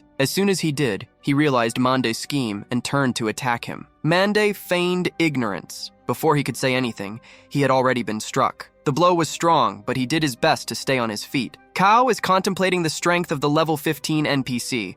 They are not so easy to handle. Mande is furious and insists on asking if he doesn't want to meet the robot queen. Since he was attacked, he retaliated, and if he is correct, the queen must be nearby. If that's the case, Mande no longer needs to guide him. Given that, he accepts the fight and says he'll take him to the queen, even if it's just his remains. After all, the queen would make a new body for him anyway. Mandy's robotic fist heads toward Chiao, but Chiao also lands a punch. It's useless. Mandy's attacks are completely ineffective. He becomes increasingly intrigued by the strength of the sacred ancestral body. Grabbing one of Mandy's arms, he said, "Scrap doesn't need to eat," striking him once more, causing him to lose even more health. Mandy is cornered, unable to move. Meanwhile, Chiao prepares another headbutt. It hits Mandy so hard that his face begins to crack. The force of the impact sent him flying into the nearest wall, destroying it. What remained afterward was his robotic form. With almost no health left, he admitted to underestimating the human. But now, he would show Chiao what he should have done from the start. That appearance didn't appeal to Chiao, who would prefer a peaceful death over becoming something like that. The machine attempted one final strike against the young man. Not intending to take the blow for free, Chiao also prepared a punch to hit the robot. The clash between the two resulted in a critical hit. As a result, Chiao leveled up and gained a total of 25 attribute points. He had finally entered the initial stage. It was about time he reached that level. With this, he completed the mission and obtained the key to all locks. Even so, he wanted to find the queen, hoping she might have some interesting item. To access the next pavilion, a password was required. He tried a few times without success. If he had known this, Mandy would still be alive. Now he had to find someone who knew the code. On the other side, the queen was waiting for him. Knowing how this had gone before, she wanted to understand why he was coming to her even after completing the mission. The door shattered into several pieces. When in doubt, violence is never the question, but it's always the answer. On the throne sat what appeared to be a human girl. Addressing her, he asked what she was doing in that place. She quickly realized this human was different, a little odd. Faced with her silence, he asked if she could speak and whether she had a name. Finally, she said she was the queen of the machine kingdom. This caught him off guard. An epic-level NPC with unknown attributes and only 100,000 health. If he thought he was strong, that notion ended right then. With all that health, she could go to an A-rank world and take over the place. Aware of the risk,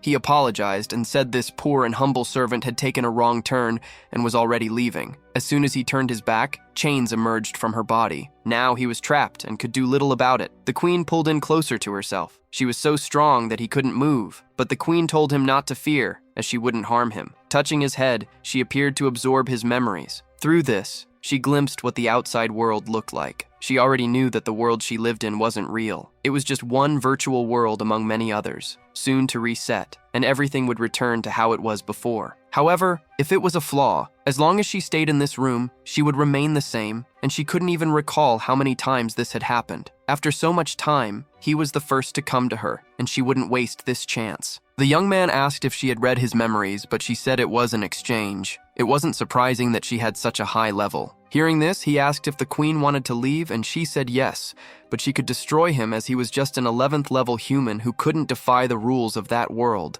However, she explained it wasn't necessary to break the rules.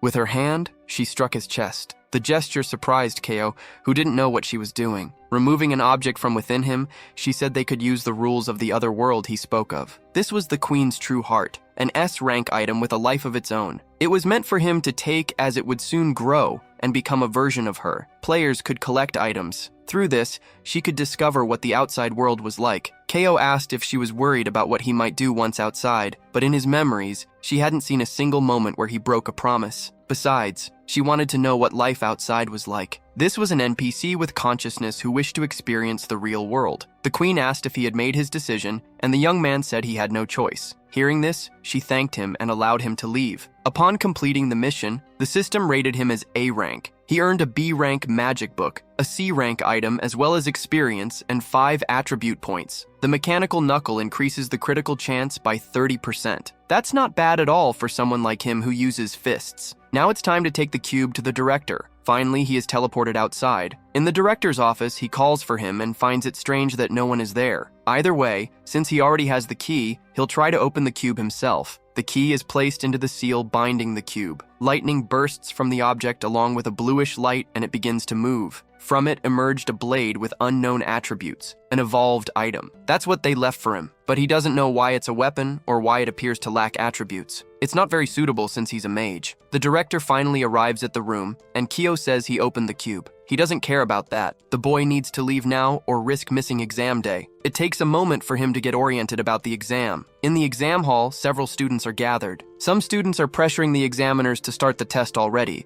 but Yang asks them to wait because one student is still missing. The troublemakers say it doesn't matter since it's probably someone weak and without potential like him. Yang didn't like what he heard and asked the guy to repeat it. Then the big shot said it's common for the first place winner to always come from his university, and that this year wouldn't be any different. It doesn't matter if other candidates try the test.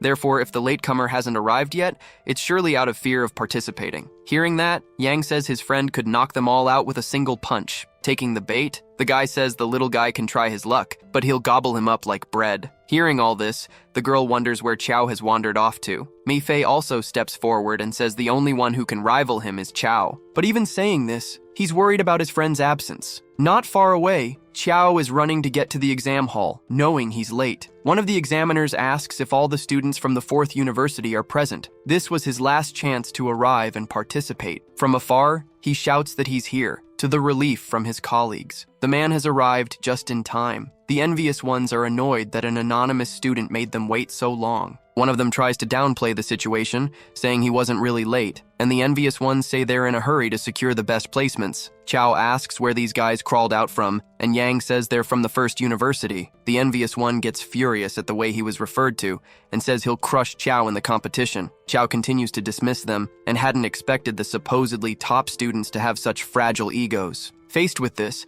the most offended one becomes completely flustered. Behind him, another student calls his attention. Their goal is first place, not making trouble. This puts the clown in his place. Just as they started to stir up trouble, they left as abruptly as they came. With everyone present, it's time for the exam to begin. The lead examiner takes his position. He does Jin Tong, and the exam will use a point system. Victories earn 2 points, even consecutive ones. All losses deduct 1 point, but no more than 1 in a row. After the first phase, the top 10 will face off to determine the best among them. When asked if the students understood, they confirmed they did. With the instructions given, in the audience, several parents are cheering for their children. In the major arena, Chiao reflects that the rules resemble dueling ones. The minimum health is 1, and it's impossible to die. This way, he doesn't need to hold back at all. Stillman asks Long Xian who he thinks will win. He was last year's champion. Naturally, he imagines it will be someone from the university. In Chao's first match, he will face Long Meishan from the 1st university. He looks at his opponent with calmness and serenity. The clown is delighted to meet him right at the first opportunity. Chiao says that name is funny,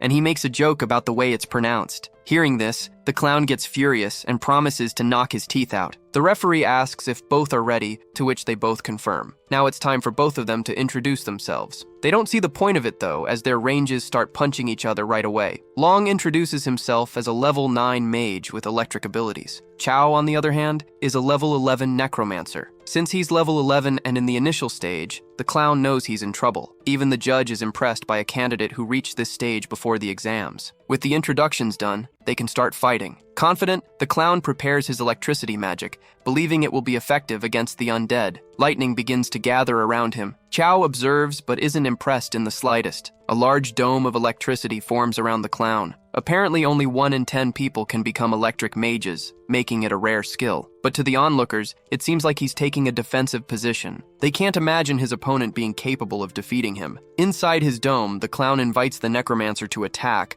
wanting to see what he's capable of. However, he's puzzled because he hasn't seen Chao's staff during the battle. An elder asks the director if this is the young man who Jingyu University offers a spot to without hesitation, since he doesn't seem to be here to fight. He seems overly confident, and if he keeps this up, he'll lose quickly. But the director knows this student once hit a professor and sent him flying with a single blow. In the audience, other professors are eager to see how this battle between undead and electricity unfolds. So far, neither of them has done anything offensive. Despite this, the clown remains uneasy. Chiao advances toward him slowly, and the mage doesn't understand why he hasn't summoned anything yet. Then Chiao steps into the dome of lightning without taking any damage. This startles the clown because it wasn't supposed to be this easy. Necromancers are supposed to be weak, but this guy is taking damage like it's nothing. In the audience, people are questioning if these are really two mages, because if they are, one of them is being reckless. Getting closer, Chiao puts on knuckle dusters. It's time to knock out some teeth and take the opportunity to test his new equipment. Realizing he's about to be struck,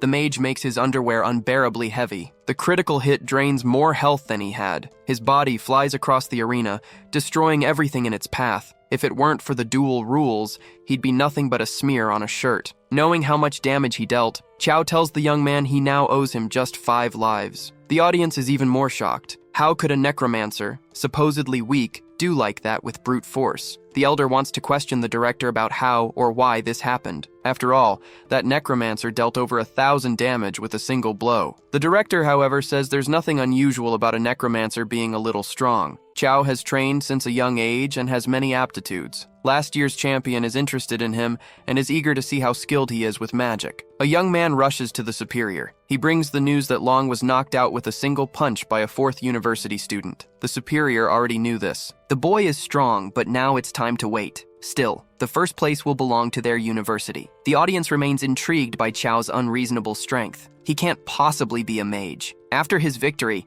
Chiao thanked those who supported and cheered for him. In the arena, a man asks Chiao to follow him, but Chiao wants to know why he should. It was so impressive that someone accused him of cheating, and they need to run some tests. This outrages Chiao, but can't believe he's being scrutinized for performing well. The man then asks how a mage like him could be so strong. Chiao replies that he's naturally strong. This explanation isn't very convincing, and they escort him away. As he's taken, the audience begins to suspect he might have cheated. The elder also wonders if Sulugui's student was cheating, but he asks for patience to see what happens. Ida Mufai questions if Chiao is cheating, but his colleague reprimands him. The envious ones say that once Chiao is tested, they'll prove he's not what he claims to be. Yang says they'll see when Chiao returns. Skeptical, they mock the softy, saying his friend won't come back. A yellow portal stands before him. The man instructs Chiao to step inside to take the test. Entering, he says that people only have doubts when faced with true geniuses. Once the test was conducted, no anomalies were detected. The man then instructed him to take the test once more. For the second time, he takes the exam,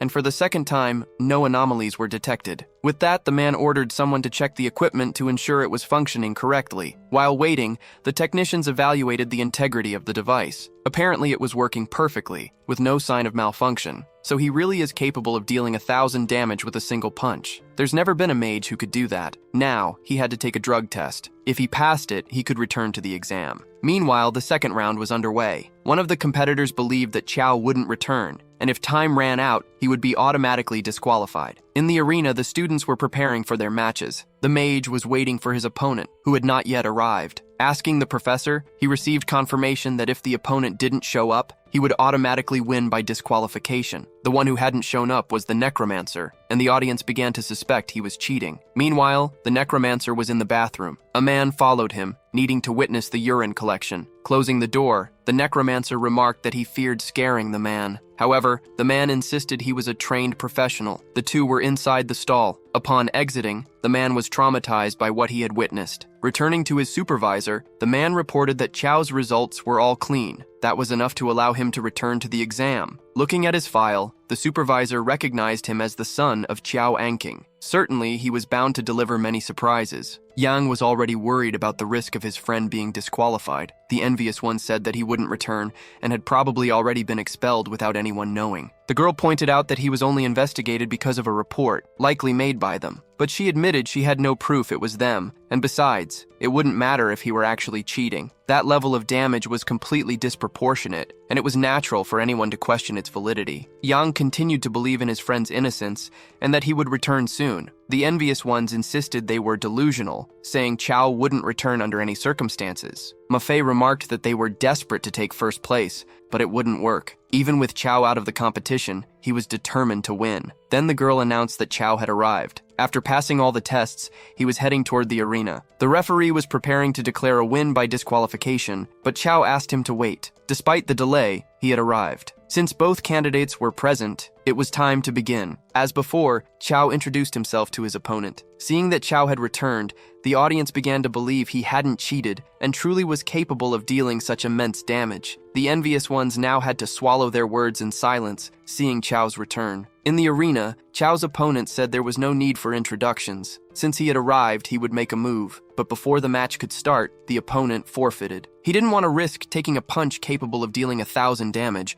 but Chiao chased after him, trying to otherwise. This surprised the referee, and Chiao gained a few more points. With the forfeit, he now had a total of 5 points. His friends went to the arena to talk to him. At the headquarters of the envious ones, they lamented that the necromancer had returned and didn't know what to do next. Reporting him had only been a tactic to buy time. If he hadn't cheated, he would inevitably come back. But that wasn't their only scheme to try and get him eliminated. No one was going to take first place from them. With that, Chiao's next battle began. Just like his previous opponent, his current one forfeited before the fight could start. This irritated Chiao as he was eager to crush some faces. However, his opponent insisted he didn't want to experience the pain of 1,000 damage punch. The same happened in the 4th round, much to Chiao's frustration. This continued until the 8th match. Chiao, who had been hoping to face someone, was disheartened by the situation. If things kept going this way, he would enter the 2nd phase with a perfect score. But the envious ones planned to pit him against a professor from the 2nd Academy in the 9th round. It remained to be seen whether she would follow their plan. All they need is to start the fight. The rest will depend on her decision to win or not. And so it begins. Professor Suang will fight against Chiao. In the audience, the crowd goes wild over the beauty of the woman. In the arena, it's time for them to introduce themselves. The woman is an Ice Mage level 11.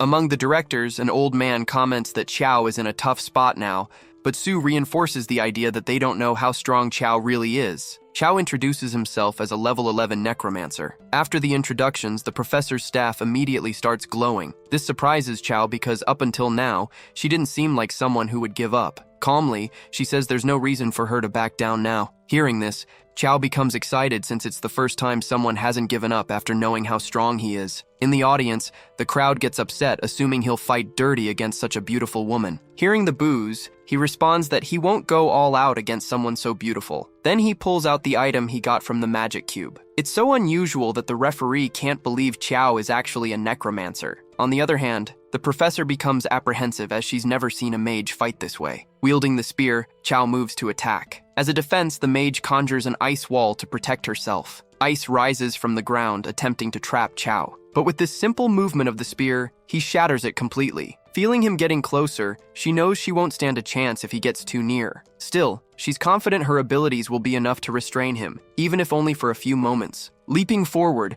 Chiao tries to close the distance for close combat. The professor had been waiting for this moment when he was off the ground. She says he's powerful but too confident, and now this streak of victories would come to an end. Before he could land, he was already surrounded by the ice she summoned. His body is nearly completely encased in ice. With this, he becomes trapped in a massive block of ice, entirely immobilized. In the audience, people praise her strategy and agree she's clearly superior to a student. The directors believe the fight is over, but Su tells them to keep watching. Speaking with the referee, she asks if she has won the match, but he tells her to look at her opponent. Chiao's health is steadily decreasing but hasn't reached 0 yet. So the mage approaches the block of ice. As she gets closer, Chiao's face is already visible. She suggests he surrender, saying he's lost. And through the cold, Chiao replies he refuses to give up. To her, he's just enduring unnecessary pain, and soon his health will drop to 0. But Chiao knows that with his current health, it will take some time. Forcing his way out of the ice,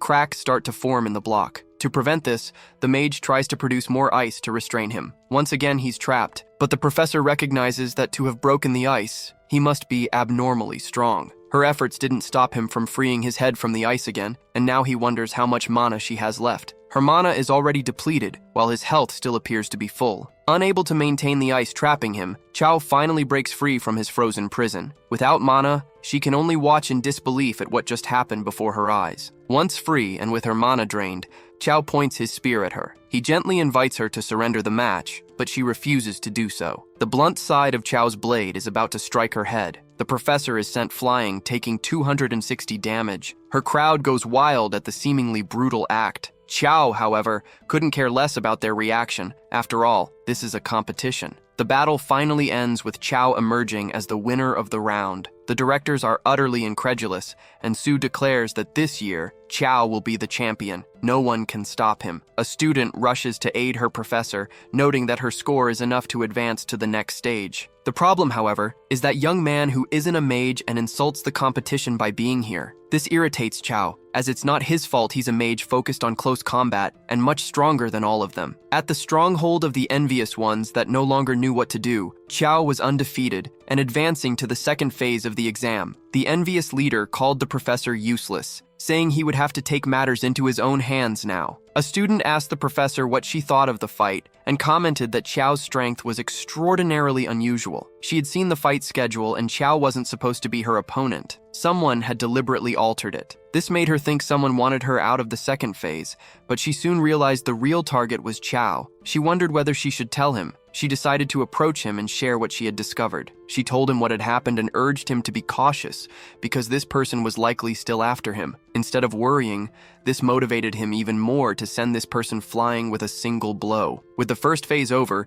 people prepared for the second stage. The candidates who passed the first stage gathered together. The arena battles were finally about to begin. These were the top 10, and the audience was divided between thinking Chiao would win or that he was just a cheater. He was the first to step into the arena, but in reality, he was just waiting for the one trying to sabotage him from the shadows. Positioned in the center of the arena, the audience speculated that he intended to take on all 9 opponents at once. Behind him, a Tremblone enthusiast made his entrance. The newcomer claimed that only a genius could secure first place, and he was one. Before he could react, he was slapped across the face, losing 354 health points. Chiao reaffirmed his statement. That guy wasn't a genius. The audience was increasingly amazed, convinced that this remarkable young man would be the winner. His victories were so overwhelming that the crowd no longer hesitated to cheer for him. His name was being chanted, but all he cared about was the emergence of the one trying to sabotage him. The envious one approached and called him a crowd pleaser, nothing more. Then he made Chiao a proposal of 5 million. Chiao didn't understand, so the envious one clarified it was an offer of 5 million in exchange for Chiao withdrawing. He pointed out Chiao was an orphan, his parents hadn't left him any significant inheritance, and that amount could change his life. Feeling insulted, Chiao said,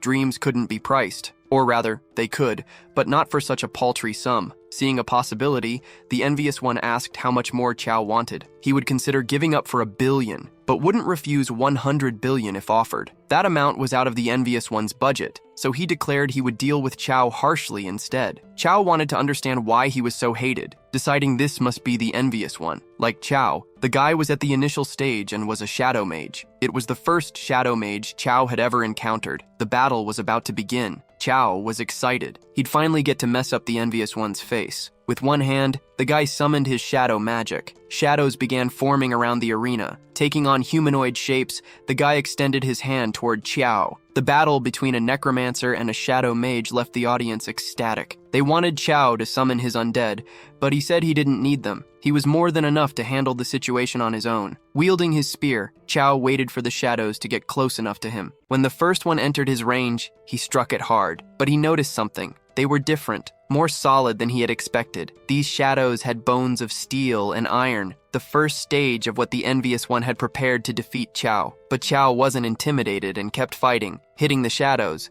which could do nothing to defend themselves. If that was all there was, it wouldn't be a problem. Solid or not, it didn't matter. He was motivated to see if his strength could break one of them. With a powerful vertical strike, he aimed to slice one of the shadows. Despite the strength of the blow, his blade couldn't completely cut through it. Since his blade was already near its neck, he struck what appeared to be a weak spot. Now only 3 shadows remained to be dealt with. The envious one struggles to believe the sheer physical strength of Chiao. If someone told him Chiao was a monster, he would believe it. Meanwhile, another shadow loses its head to Chiao's blade. It doesn't take long for all the shadows to cease existing. Now it's the envious one's turn to face the edge of the blade. As Chiao approaches for the attack, the envious one states that he doesn't summon those shadows for combat. They are sacrifices, and he begins the process of assimilating them. Before anything else can happen, Chiao's blade strikes the envious one's arm. If it weren't for the tournament rules, that shadow mage would already be claiming his parking space in the afterlife. However, Chiao notices something strange happening to his arm. The mage acknowledges Chiao's strength, admitting he's the first to force him to use shadows as sacrifices. It seems that any direct attack on him will reflect damage onto the attacker. Drawing a dagger, the mage warns that even without being attacked, Chiao won't be safe. He then uses the short weapon to injure himself. The damage transfers to Chiao, costing him 50 health points. The Envious One promises to fulfill his initial promise if Chiao admits defeat. Despite the challenging situation, Chiao refuses. Meanwhile, the Envious One notices that a blow to Chiao's chest wasn't enough to drain his health entirely. He continues to injure himself, commenting that Chiao is stubborn and shouldn't blame him for the pain he's about to feel. The pain Chiao experiences from those strikes is very real. Now the mage prepares to target an extremely sensitive part of male anatomy, displaying no ethics whatsoever. This deeply unsettles Chiao, forcing him to react quickly with his spear, severing the mage's arm. The Envious One is forced to retreat and uses the shadow sacrifice and assimilation process again. As a result, Chiao suffers another 496 damage points. In this situation, having high attack power is no advantage. Chiao needs to figure out the limitations of the mage's ability. Perhaps it's tied to the dark aura surrounding him. He then understands the mage's abilities, and that with the next move, the fight will end. With one hand concealed, the Envious One taunts Chiao, inviting him to try anything he likes. Facing him, Chiao executes a strike that doesn't hit, but causes a displacement in the air nearby. Chiao asks if the mage really thought he wouldn't see through the enchantment. Now it's time to see if the mage can dodge the attack. The Envious One declares that if he does, he'll call Chiao Daddy. The punch is already prepared, ready to crush the mage's face. The mage summons a technique. The defense withstands the first impact of Chiao's punch. It seems Chiao's guess was correct. Otherwise, the mage wouldn't have needed to defend. However, the mage insists that defending isn't the same as dodging. Wasting no time, Chiao continues striking, causing the Envious One to lose 125 health points. The shield can withstand hits from an average boss, but it crumbles under Chiao's strength. The Envious One can't accept that Chiao is stronger than a boss. Calmly advancing, Chiao declares it's time to end this, but the mage retorts that he'll be the one to finish the fight. A massive volume of shadows gathers around the mage, larger than ever before. They begin to engulf his body, and the color of his eyes changes. The transformation is astounding, drawing Chiao's attention. In this form, even a player with strong physical attributes would be no match for him, and neither would Chiao. The Envious One is determined to secure first place in the exam, convinced that Chiao's end is near. Without time to react, Chiao lunges at him with a kick, delivering a subtle ambush. The Envious One is flying across the arena, kicking up dust and destroying everything in his path. However, his body is much more solid now. Merging with the shadows has made him significantly more resilient. The Envious One didn't appreciate the surprise kick and is now ready to return the favor. As he gets close enough, Chiao prepares another one of his punches. Their hands collide in the arena. The force of the impact reverberates through the air, breaking the ground beneath them. This causes Chiao to lose footing with one of his legs. Mid-air, he's forced to defend against a kick heading his way. Before he can return to the ground, his ankle is grabbed. Even so, Chiao is not surprised at all by his opponent's strength. From the air, he strikes him in the face with ease. Once again, the Envious One is thrown, this time breaking the ground with his body. The audience doesn't understand, as a mage duel has turned into a hand-to-hand fight. Observing the battle are two mysterious figures. They are assassins, now certain that this is not Mufi, but actually the Chiao they were searching for, and that they must bring him to Bai Zi. A shadow mage wonders how Chiao is capable of matching his strength in this state and what magic he used to achieve it. Matching, this word doesn't define the situation between them. Within himself, the Envious One thinks his ability is nearing its end. Now, he has no other choice. He uses his Devouring Shadows sacrifice technique. His director is concerned and orders him not to use it under any circumstances, but he refuses to give up the fight, wanting to prove he's stronger than his brother. His brother is last year's champion, and this has placed undue pressure on him for a healthy competition. Unconcerned with his personal drama, Chiao just wants him to attack already with this new ability. The Envious One strikes, causing Chiao to lose 141 health points while declaring that his end is near. But despite the damage, Chiao remains fine and capable. He retaliates with his own strike, hitting the transformed mage's face. In the middle of the arena, the two exchange relentless blows. One of the referees expresses concern and asks if the exam overseer will allow this to continue, to which he replies, just a bit longer. A hidden woman speaks into a radio, instructing her team to prepare to capture the two. The enraged mage doesn't understand why Chiao is still resisting, and Kuo says the same. The mage is stronger than any boss he's ever faced. The fight continues with fury on the mage's side and a wide smile on the necromancer's face. But one fighter's abilities are nearing their limit, and Chiao lands a precise punch on the envious one. The layer of shadows surrounding him shatters, and the envious one wonders if he has truly been defeated. It seems that Chiao has won, and the referee prepares to announce the result. Then something happens in the arena, alarming the organizers. The chief exam organizer shouts at someone, saying they are courting disaster. Chiao doesn't understand what is happening, but from the gleam in his eyes, it's clear someone is approaching. A truck flees the competition venue. Inside it are several students who participated in the second phase, including Chiao. He finally wakes up wondering what happened. The envious one, whose name is Gu Su, is there, as is the professor who fought him. It seems the best candidates have been kidnapped. A hooded woman approaches him, saying she regrets bringing him in this way. Chiao remarks that if this is her way of inviting people, she should refine her method. She tells him not to fear. She is the leader of Baizi in this city, and her name is Gu Si. It was because of Chao's abilities that she had to abduct him. Yang and Ma Fei, also present, don't recognize the name Baizi, a bold move by this organization to act in the middle of the exam. The professor states that the repercussions of this action will be enormous and demands they be released immediately. But the woman insists they will be freed as soon as they reach their destination and assures them there is no risk as long as they remain calm. However, anyone who tries to escape will find out firsthand whether God exists. The question among them is why they were all abducted. Just as universities need good prospects, her organization does too. One of the captives stands up, saying he's never heard of them, and demands to be freed immediately. The woman kicks him in the stomach, knocking him to the ground. She says they have no choice. Once they witness the power of the organization, they will join willingly. If they refuse, they won't live. If they are smart enough, they will realize the correct choice. The cops are special, and they shouldn't even think about escaping to the inner world. Leaving the room, the door closes behind her. Earlier, the professors have fought, and the chief organizer asked who these people were. His arrows struck a young man, but that was one of the exam workers. There's an infiltrator among them, but the top priority is to rescue those who were taken. An expert level 35 archer, who would have thought the chief examiner would turn out to be him. The man prepares his bow,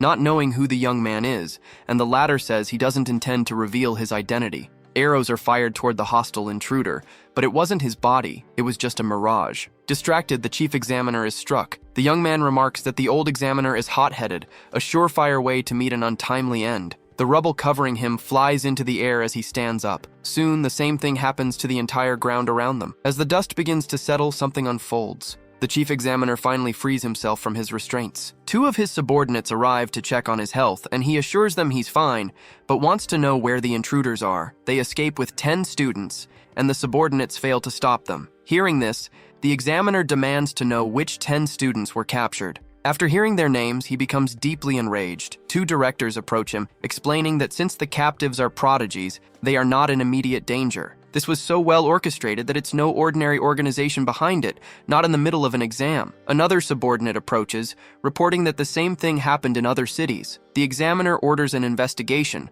prioritizing the student's safety. In the truck's container, Chiao examines the special shackles. One student, a physical cultivator, says those shackles shouldn't be able to hold him. He struggles to break free, but the chains remain intact. On the other hand, Chiao easily frees himself, commenting on the poor quality of his shackles, much to the physical cultivator's surprise. With his spear in hand, Chiao offers to help free the others. Using the blade, he quickly breaks their restraints. One student remains shackled, the envious one. Using his abilities, he insists he doesn't need Chao's help. As he struggles to free himself, Chiao cuts through the truck's wall. Now the students have a clear path to escape. A mysterious woman hears the suspicious noise. She immediately orders the truck to stop. As she steps out, she finds the students already outside. Once again, they face each other. Not even a level 20 physical cultivator could remove those shackles, and she demands to know how they managed it. Chiao quips that if he told her, she wouldn't be able to sleep at night. Before she can say anything more, they are teleported away. Frustrated, she fires her quad-barreled weapon. The blast shatters the ground beneath them. They are in the inner world now, but once they return, help will have arrived. Furious, she vows not to forget Chao's name. In the secret world, they have an E-rank mission to stop the resurrection of a demon. His companions have disappeared, likely transported to random locations. For now, he considers destroying the NPC's device, thinking it might allow him to move freely. Something triggers his alertness. A young man tells his master that the deity of pleasure has risen from the dead. But the master refuses to believe it, saying such a thing is impossible. When a body turns malevolent, it becomes covered in fur and its teeth and nails elongate. The young man insists he saw this, but the master reiterates that the deity couldn't have done such a thing. Chiao thinks that if he follows these NPCs, he'll quickly reach the core of the world's story. He continues walking, pretending to be a reanimated corpse. Now they're all inside a house. The master announces he needs to leave and instructs his student to watch over the deity of pleasure. The student begins praying for the deity not to rise from the dead. As he prays, the door is kicked open by newcomers. The new arrivals are carrying what looks like a sarcophagus. The old man notices a restraining talisman and demands to know the boy's relationship with the corpsed shepherd, Xiu Xian. The boy replies that Xiu Xian is his master and asks if the old man is a coffin bearer. Laughing, the old man remarks that Xiu Xian's disciple has some discernment. He wants to know where the boy's master is, and the boy explains that he had to leave but will return soon. Examining the body, the old man speculates it must have died recently, as the skin is firm and still warm. The boy warns that he shouldn't offend the deity of pleasure as it could have dire consequences. The other man scoffs, saying it's just a body and there are no consequences for what they said. Only body shepherds think like that, he retorts,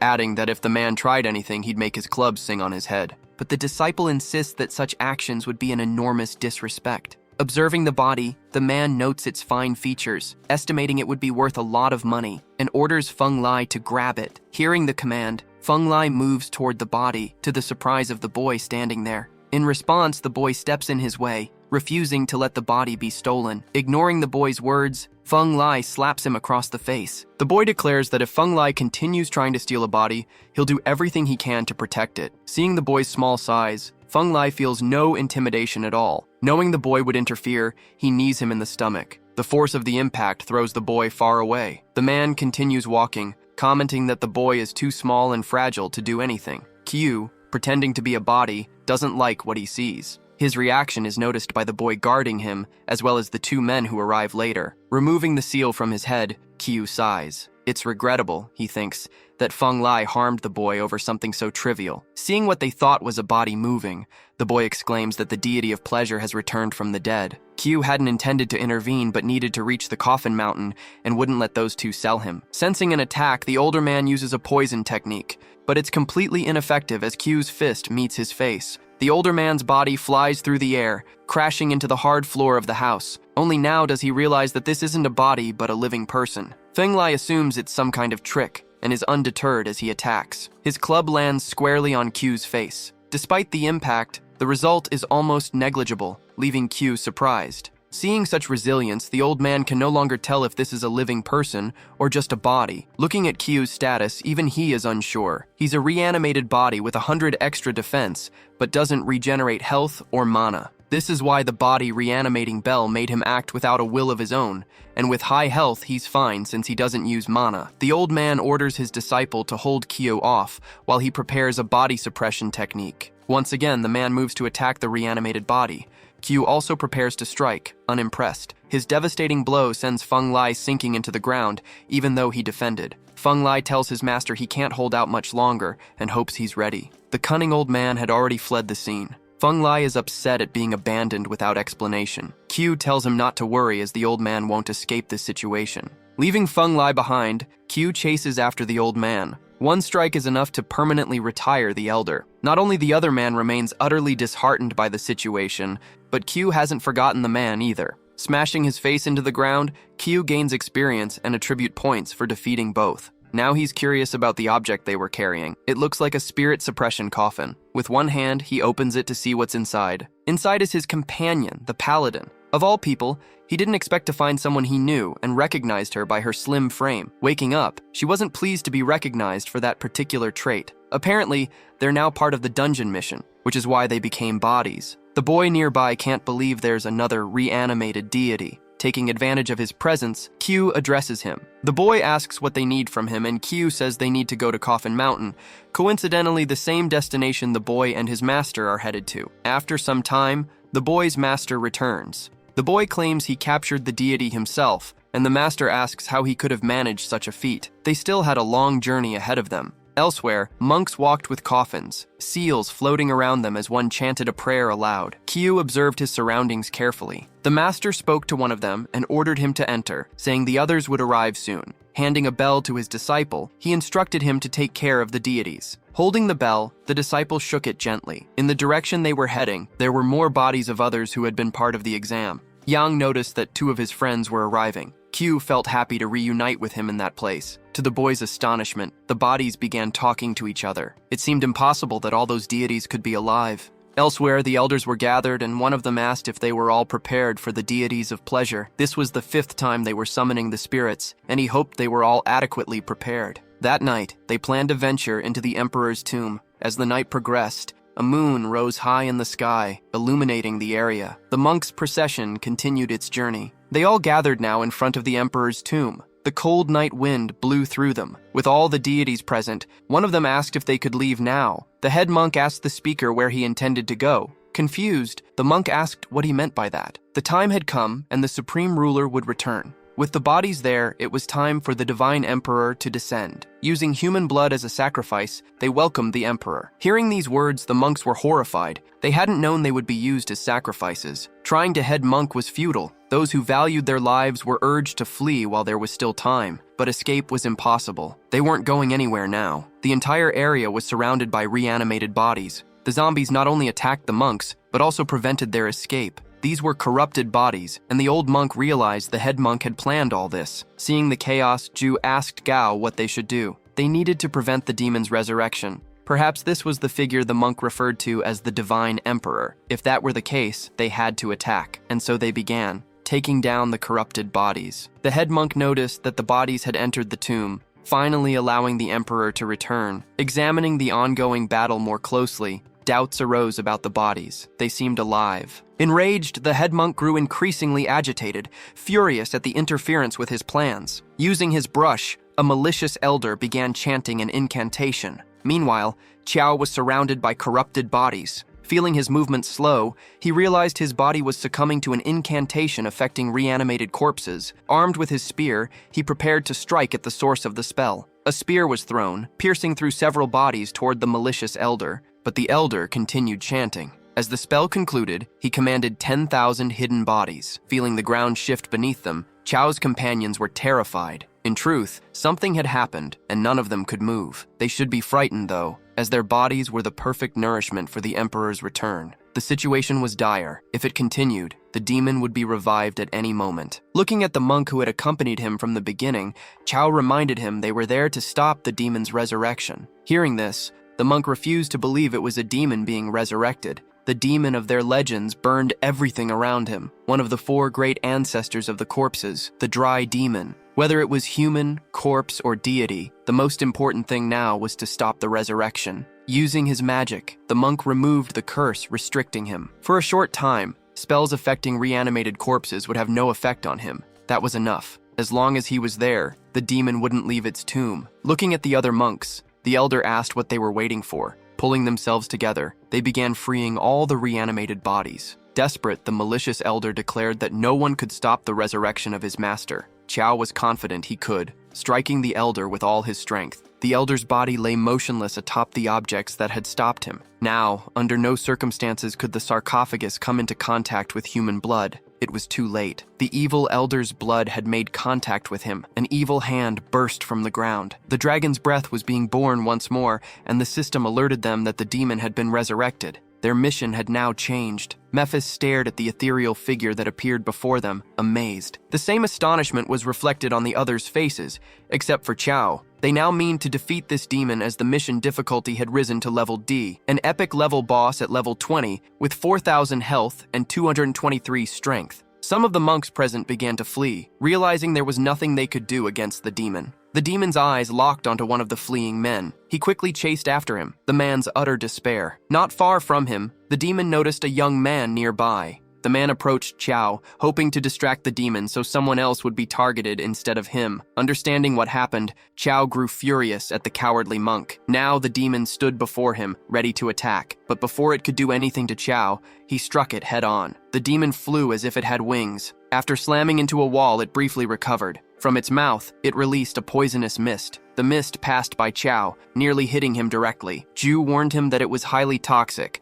and urged him to be careful. The ice mage acted quickly, casting her magic. Her ice enveloped both the mist and the demon. Meanwhile, the healer restored the health Chiao had lost. With minimal effort, the demon shattered the ice, imprisoning it. One of the students considered using shadow magic. Appearing suddenly beside the demon, he slashed it with his blade. Judging by the monster's expression, the attack was ineffective, but it was enough to enrage the demon. Using this ability, the demon halved all the player's attributes. Now Chiao's health was reduced by half. Unsure of what to do, they realized they had to cooperate to defeat the demon with their reduced attributes. A massive wave of debris flew in front of them. It was Chiao, striking the demon with his fists. This shocked the boy as the necromancer's attack dealt 10 times the damage of his strongest blow. After being hit, the demon retaliated, striking Chiao. The force of the blow sent him flying. Yang rushed to his aid, asking what they should do next, since none of them could break through the boss's defense. Near Chiao was the envious one, so Chiao approached the man. Cunningly,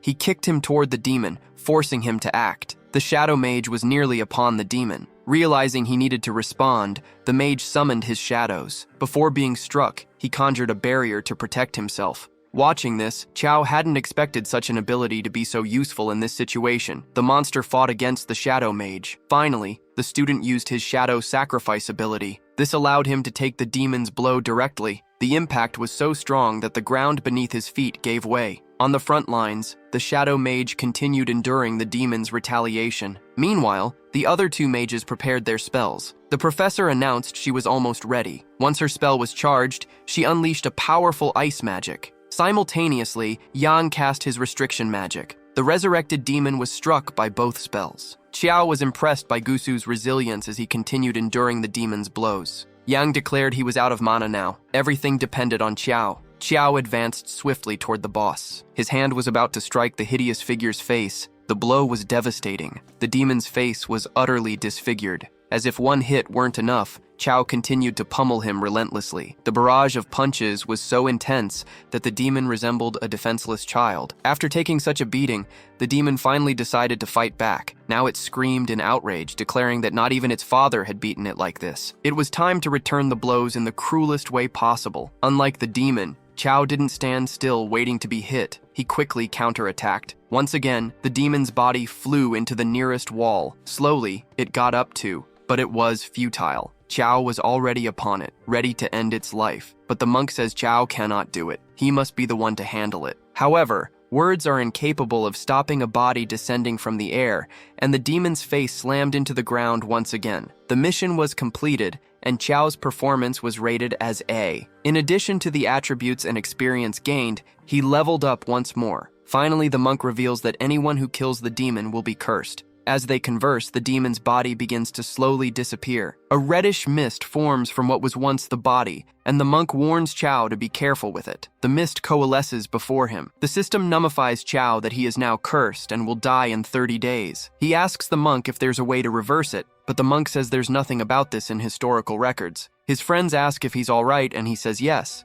but he's considering whether someone at the university might know how to deal with it. Yang tells him that the soul core has formed. The envious one thanks Chiao for his effort while taking the item for himself. Since he was once tricked, it's time to return the favor. The item is A level, capable of stealing half the target's agility for 10 seconds. Yang is upset with him knowing he barely did anything yet kept the item. While sounding Yang is stopped complaining, the envious one exits the secret world, but he doesn't succeed. Yang is restraining him with his magic. As Yang holds him back, he urges Chiao to act quickly. The envious one insists he doesn't want to fight them, but Yang's magic won't hold him for long. Chiao is already moving toward the troublemaker. If that's how it is, they'll fight once more, and he'll deboot his new item on him. The envious one steals half of Chiao's agility, gaining an underwhelming 4.5 points. That miserable amount surprises even the envious one. Without the curse of the corpses, a single blow is enough to take him down. While flying through the air, he can only think about how much health Chiao must have to keep fighting. However, he manages to recover and land on his feet. This isn't the exam without agility. They won't catch him. He bids them farewell once again. But once more, he's prevented from teleporting, this time by the ice magic of the professor. She hasn't forgotten what he did to her during the exam. With his brooded charisma, Gusu has made enemies of all of them. In a desperate attempt to defend himself, he uses the shadow sacrifice. But being struck by Chiao causes him to lose a significant portion of his health. He's thrown far away while the ring falls into Chao's possession. Nearly out of strength, he finally leaves, promising revenge. The item appears to be interesting and will surely be useful in the future. Chiao thanks the professor,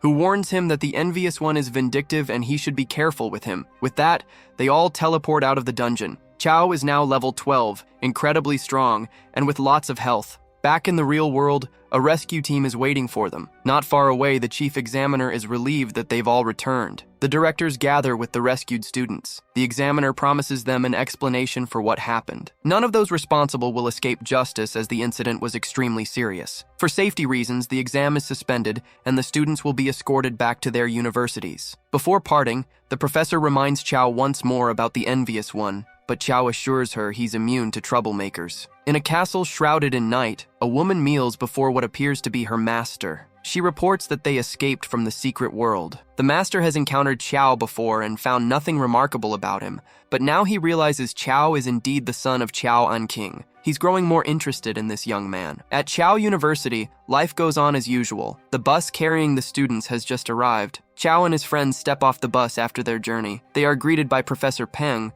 who is pleased they've managed to escape. Speaking with Peng, Chiao requests a meeting with Director Ji as he has something important to discuss. In the director's office, Ji waits to hear what the young man has to say. In the last dungeon, Chiao was cursed by the boss and a mark appeared on his arm. The director quickly realizes the nature of the curse. It's a death curse, and Chiao has only 30 days to live. Peng is alarmed by this diagnosis and wonders if it's truly what will happen. The safest thing they could do was to the Sage's Protection, an S-level item, but it wasn't available on the market. The Sage's Protection was something he once had but had to use. If someone else possessed it now, it would hardly be up for sale. The director contacted some connections, but none of them had the item, so Chiao wanted to know if there was another alternative. There was, but with his current strength, it was impossible, and it would be better for him to make the most of his remaining days. Still, Chiao wanted to try doing something to save his own life. Categorically, the director warned him that if he attempted this other route, it would lead to his death, but Chiao insisted, saying he had no other choice. The director revealed it was in a D-level dungeon. Chiao had faced E-difficulty monsters in E-level dungeons before,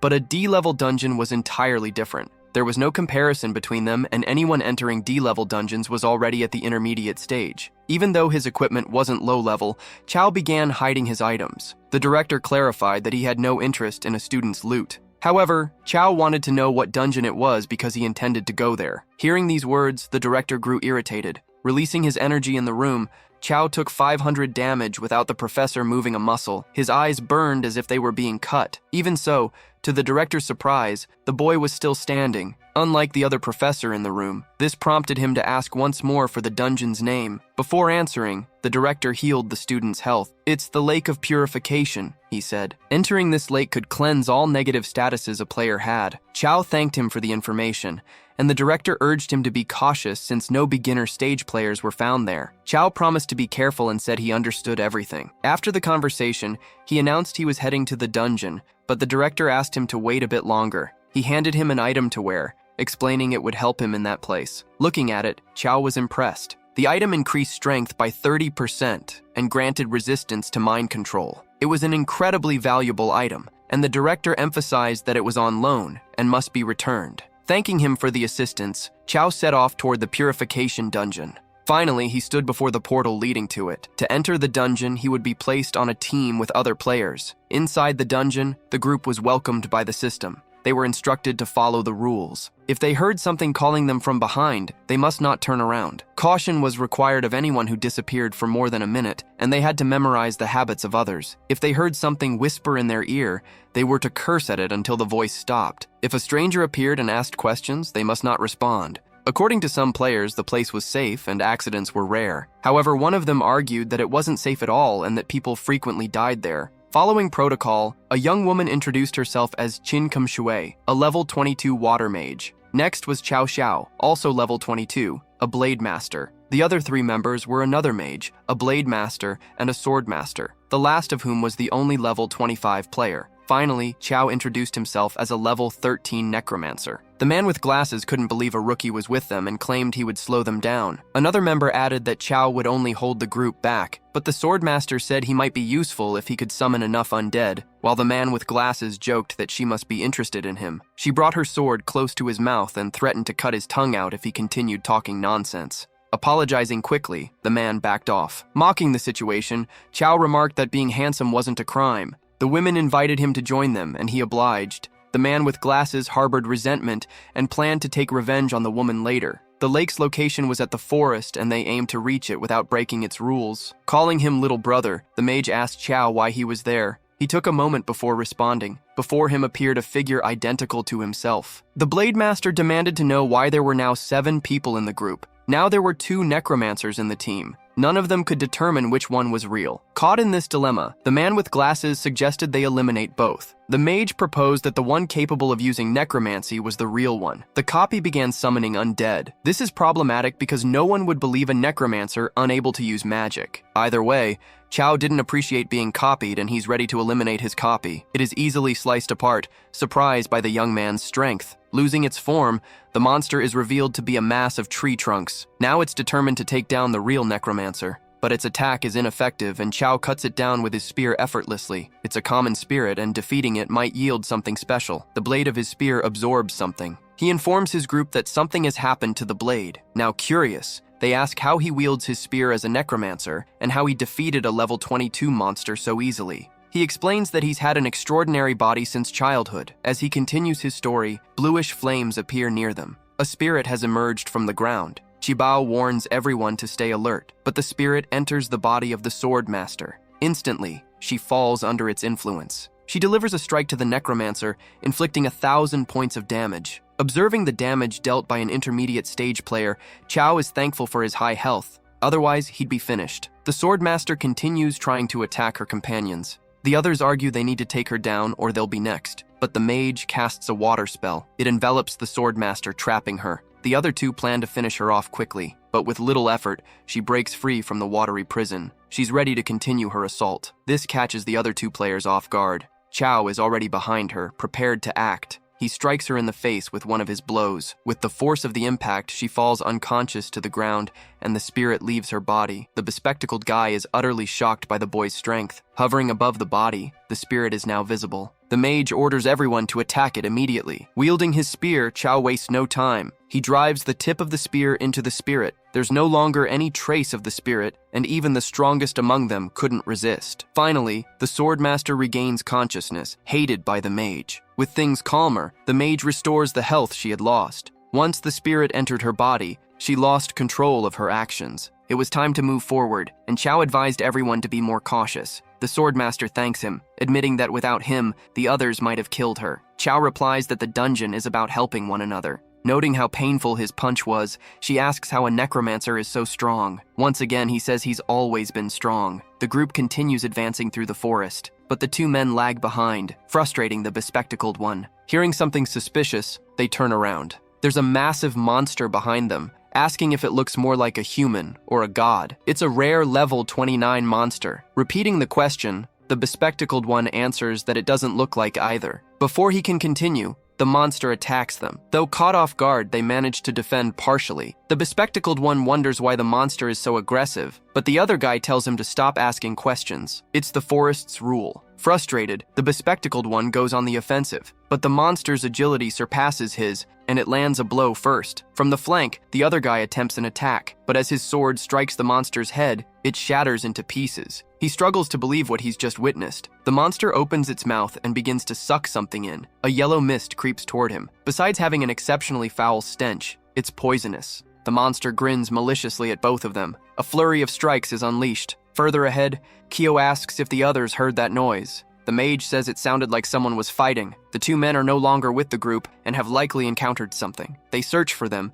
and soon find their bodies on the ground. The bespectacled one is writhing in pain, begging for help. Not far away stands the monster responsible. Looking at the group, it asks if it looks more like a human or a god. Chiao replies that it looks more like a fluffy costume. The description stirs the monster's imagination. It doesn't like the comparison at all and decides to attack Chiao first. The mage grew concerned, as the monster easily defeated the other 2 players. The other woman, a wood mage, acted to protect Chiao. The vine she summoned restricted the monster's movement, but they weren't very effective. That monster was stronger than her magic. As a result, Chiao took the full force of the blow, losing nearly 400 health points. If this didn't faze him, it only left a small cut on his face. The monster couldn't comprehend how this was possible. Arming himself with brass knuckles, Fudao asked if the monster hadn't been eating its vegetables, commenting that it seemed a bit weak. When it was his turn to strike, he dealt 1,000 damage in a single hit. His companions were left speechless by the absurd strength of the young man. The previously defeated man,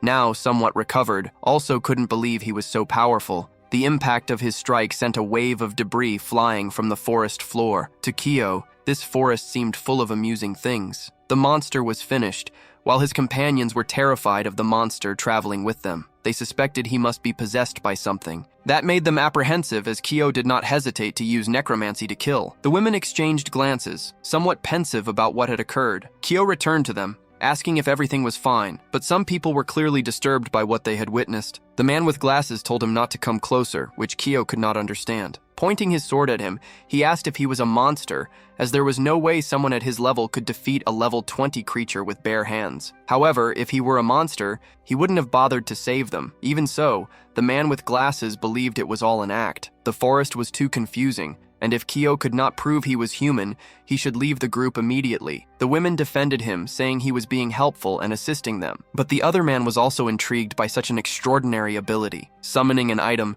Chiao prepared his explanation. Because a monster should not possess items like those. Frozen said it was true. Items were restricted to players, so he could not be a monster. Even though they were still suspicious, the men could no longer question the situation until one of them noticed it was an A-rank item. This awakened the hidden malice in their hearts. They apologized, and now that they had confirmed the nature of his identity, they decided to continue their path through the forest. But Chiao was no fool, and realized a conspiracy was underway. The group moved through the forest, now under the rain. They did not understand how a novice necromancer could possess 2 A-rank items, but they were not interested in knowing. They wanted to steal them. This situation was definitely favorable for them, an unlikely stroke of luck. Assuming they were stronger than him, they planned to divide the loot evenly. The most sensible among them acknowledged that Chiao had easily killed a powerful monster, but the man with glasses argued it was only because they had been poisoned. Now they waited for the right moment to strike, with the man with glasses set to give the signal. But ahead,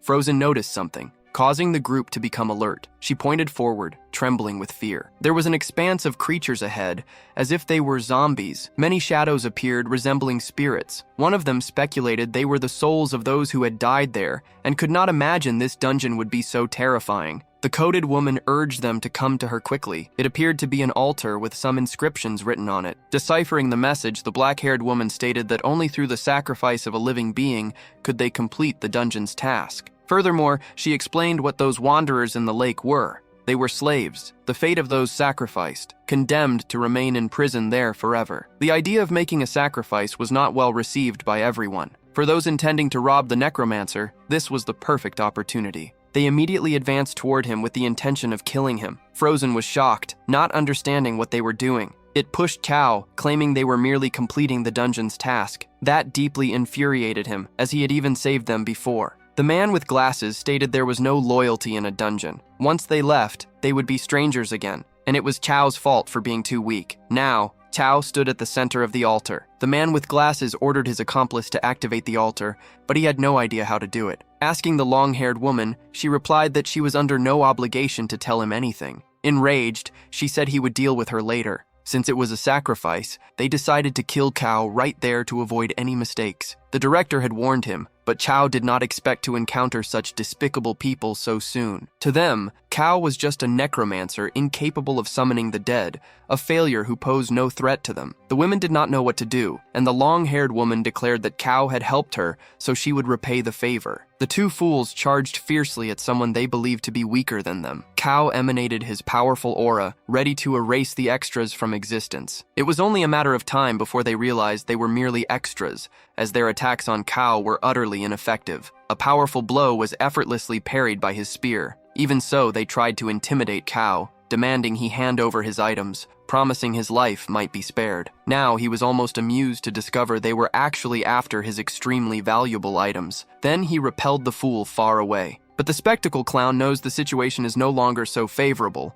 because the long-haired girl came to help her savior. Even though she knows she was saved by Chiao, She doesn't understand why she's interfering. It doesn't seem obvious to him. She had to tell the ignoble man that she's only alive because of the boy, and the least she can do now is help. Still, he insists they need to make a sacrifice, and the rookie is the ideal choice. The cooted girl remains silent, watching the conflict. The girl refuses to sacrifice her companion for this because the task demands a life sacrifice, not to have a companion. On the other side, Tao keeps pressuring the other fool. Realizing this, the bespectacled one knows the situation has considerably worsened. Even his accomplice doesn't understand what's wrong with Chiao, who is abnormally strong. Confident, Chiao reminded them that there's still a sacrifice to be made. Together, they believe they might be able to subdue a mage of the initial stage. That enraged the long-haired girl. Outraged, they now decided they would also take her down. The punted girl seemed to activate a device that caused a barrier to rise from the altar. None of them can say what's happening. A message indicates the altar has been activated, and they begin to feel an intense discomfort. With his pendant that grants immunity, Cao is unaffected, but assumes it's a mental attack. Looking outside, the bespectacled man cursed the hooded girl. He wanted to know what she had done. She said it was nothing major, but that she wanted to complete the dungeon task quickly. Knowing this, he cursed her even more. On the altar, plants began to grow and tangle in the players. She said that if they could attack Cao, then she could attack them too. Intrigued, Cao wanted to know how this girl knew the procedure to activate the altar. He recalled the rule to never lose sight of a companion for more than a minute, as one should always be cautious of them. If she knows this much, it's possible she's been to that dungeon before. Turning her back on them, she wished they'd die right there. But Cao has no plans of perishing there. With powerful blows, he destroyed the plants trying to hold him to the altar. Once free, he leaped off the altar toward the girl. To her, that was impossible, and she doesn't understand why he isn't affected by the altar. With his new friend saved, he wants to know the same, how the girl knew so much about that place. He assumes that the moment they entered the dungeon, she already intended to use them as sacrifices. Revealing a malicious smile, she asks if he still has any doubts, and she used a technique against him that made the plants as dangerous as whips. Determined to survive, he used his spear to avoid being struck. However, to his surprise, he wasn't able to cut through them. She also believes that a mage in the initial stage is no match for her, who is in the intermediate stage, launching an attack against him that he couldn't defend. Hitting his neck, Cao wants to know what just happened. It's a small parasite. She advised him to stop resisting and just become her sacrifice. Seeing that she had gotten closer, he seized the perfect chance and used the ring's ability. The girl's agility was halved, but it will only last 10 seconds. Cao needs to seize the opportunity. Using the pendant's ability, his strength increased by 30%. Even with reduced agility, she still acts like she's invincible because he's only in the initial stage. However, reality soon hit her. The one coming to attack her might give her a one-way ticket to the metaphysical world. Sweating and apprehensive, she still believes he's incapable of doing anything against her. As a defensive measure, she tried to make the vines protect her. However, the plants were about as useful as a fireplace in the desert. Now her pretty face is being crushed by a fist, which sent her flying like a soccer ball. Now she's wondering how someone who should be weak can hurt her so much with a single blow. But there's not much time to think as the fight is still ongoing. And once again, her pretty face is being pummeled by Cao's fists. A barrage of blows that, if not for being in a dungeon, would have landed Cao in jail. The cunning girl even tried to appeal to the fact that she's a woman, but Chiao reminded her that she tried to kill him,